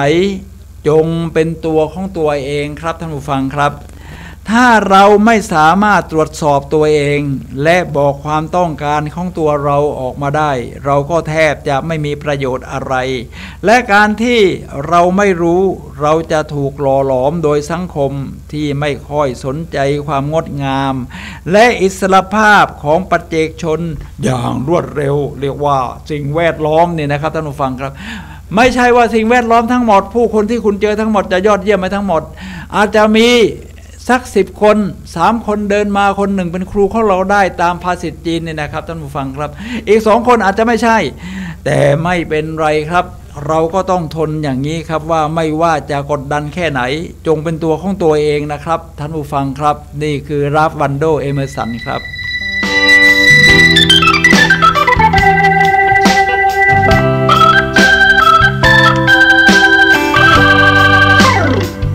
ขณะนี้เราเหลือเวลาอีก10 นาทีสุดท้ายก่อนหมดรายการนะครับท่านผู้ฟังครับท่านสามารถโทรศัพท์เข้ามาซักถามได้ที่หมายเลขโทรศัพท์มือถือของผู้ดำเนินรายการครับ0857088122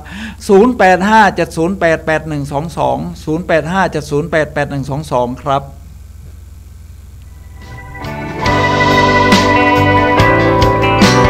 เอาละคราวนี้มาเจอกับหญิงสาวบ้างพิธีกรชื่อดังถ้าว่าในระดับโลกเนี่ยนะครับพิธีกรที่มีเรตติ้งสูงสุดทางโทรทัศน์นี่ผมว่าไม่น่าจะมีใครเกินโอปราห์วินฟรีนะครับพิธีกรหญิงสาวผิวสีเอาละครับโอปราห์วินฟรีเธอมีหนังสือด้วยนะเรียกทั้งหนังสือทั้งคลิปวิดีโอ YouTube นี่เต็มไปหมดนะครับเอาละครับมาดูคำพูดของเธอเกี่ยวกับความนับถือตัวเองว่าสิ่งที่ดีของเธอคือไม่โทษสถานการณ์ไม่โทษคนอื่นและที่สำคัญคือไม่ยอมแพ้ แต่แสวงหาสิ่งที่ดีจากภายในตนและนำออกมาใช้ให้ได้มากที่สุดจากภายในเรานะครับถ้าเราดึงสิ่งซึ่งศักยภาพมันซ่อนอยู่ภายในเราอยู่แล้วพอดึงออกมานี่เราต้องก่อนจะดึงก็นับถือตัวเองมันต้องมีนะพอดึงออกมาแล้วเจอแล้วนับถือตัวเองเพิ่มขึ้นออกมาใช้ยิ่งนับถือตัวเองเพิ่มขึ้นแบบนี้เลยครับท่านผู้ฟังครับ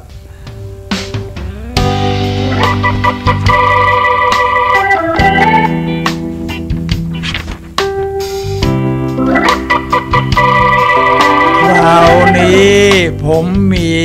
ภาพยนตร์เรื่องสุดท้ายที่จะนำเสนอท่านผู้ฟังนะครับภาพยนตร์เรื่องนี้เอามาดูทวนซ้ำเมื่อคืนจบไปแล้วครับยอดเยี่ยมมากภาพยนตร์นี้ชื่อว่า Silver Links นะครับ Silver Link Playbook นี่หน้าตาพระเอกกับนางเอกนี่ดังมากนะครับเรียกว่านางเอกของเราพระเอกนำแสดงโดยเบรดลีย์คูเปอร์ซึ่งเป็นคือว่าถ้าพูดถึงความหล่อยอดเยี่ยมนี่ไม่ถึงกับหล่อแต่ว่ามันมีเสน่ห์นะมีพลังและนางเอกของเรานี่นะครับอาจจะเป็นดาราที่เราไม่คุ้นเคยแต่หลังจากภาพยนตร์เรื่องนี้นี่นางเอกนะครับนี่นางเอกหลังจากภาพยนตร์เรื่องนี้เธอได้รางวัลตุ๊กตาทองอะคาเดมีอวอร์ดนะครับหรือรางวัลออสการ์นี่นะครับนักแสดงนำหญิงเป็นยังไงครับเนื้อเรื่องก็ Silver Links นี่นะครับก็คือเป็นโรคชนิดหนึ่งทางจิตใจแล้วก็แสดงอาการเนี่ยครับคือหมดความนับถือตัวเองซึมเศร้าไม่อยากไปเจอใครห่อเหี่ยวมันแล้วก็มันเป็นไปไบโพล่าคืออีกด้านหนึ่งบางทีก็ก้าวร้าวเชื่อมั่นในตัวเองจนเกินเหตุทำสิ่งที่มันเรียกว่าสร้างมลภาวะกับสิ่งแวดล้อมเรียกว่าสลับไปสลับมาแบบนี้แหละครับทีนี้ปัญหาคืออะไรครับพระเอกของเราเนี่ยนะครับเป็นครูสอนประวัติศาสตร์ภรรยาก็เป็นครูสอนที่โรงเรียนเดียวกันทีนี้ชื่อนิกกี้ภรรยาแต่ไม่ใช่นางเอกนะชื่อนิกกี้วันหนึ่งกลับบ้านเร็วกว่าปกติเพราะว่ากลับบ้านเร็วเขามาเจอภรรยากำลังเรียกว่ามีชายหนุ่มซึ่งเป็นครูโรงเรียนเดียวกันสอนประวัติศาสตร์เหมือนกันเข้ามาซึ่งเขาคงเหมือนกับคบชู้สื่อสาวกันมานานแล้วเขาใจตกมากครับแล้วนิกกี้ก็หนีไปอยู่เมืองอื่นทำให้เขาคอยคิดถึงอยู่นะครับเป็นประเภทไบโพล่าอย่างที่บอกคือเกลียดก็เกลียดแต่คิดว่าแฟนเก่าน่าจะกลับมาคืนดีนะก็คอยหวังอยู่อย่างนี้แล้วมันไม่เป็นหวังนาทีเรียกว่ามองอนาคตใหม่ไม่ได้ไม่สามารถที่จะหาคนใหม่เจอนะครับเขามัวแต่ผูกพันอยู่กับเรื่องนี้ทั้งสร้างสิ่งเลวร้ายอะไรออกมาในระหว่างที่เขาเจอเหตุการณ์ซึ่งหน้าในบ้านของเขาเองเขาช็อกครูคนนั้นนี่เกือบสลบเกือบตายนะครับก็เลยต้องเข้าไปศาลพิพากษาให้มี2ทางเลือกอยู่แล้วครับในสหรัฐอเมริกาคือคุณจะเลือกติดคุกหรือคุณจะเลือกบำบัดแน่นอนส่วนใหญ่เขาก็เลือกบำบัดกันทั้งนั้นแหละเขาก็บำบัดให้กินยาแล้วก็มีพฤติกรรมที่ค่อยๆพัฒนาอยู่ใน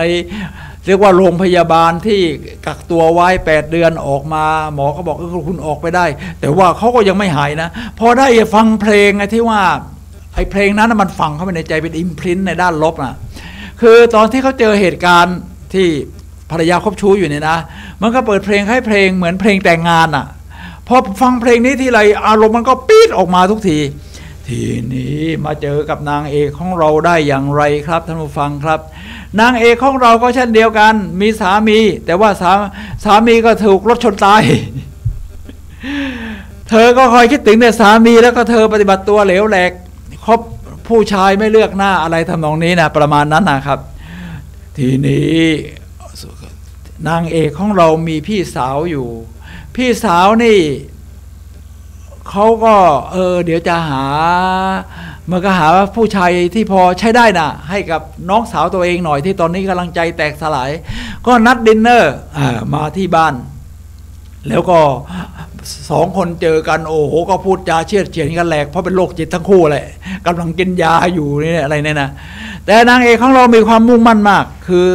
เขาเนี่ยอยากเป็นนักเต้นรำนะครับท่านผู้ฟังครับเธอเป็นอยากนักเต้นรำเธอก็พยายามซ้อมแล้วก็เรียกว่าพระเอกของเรานี่น่าจะเต้นรำได้เขาพยายามชักจูง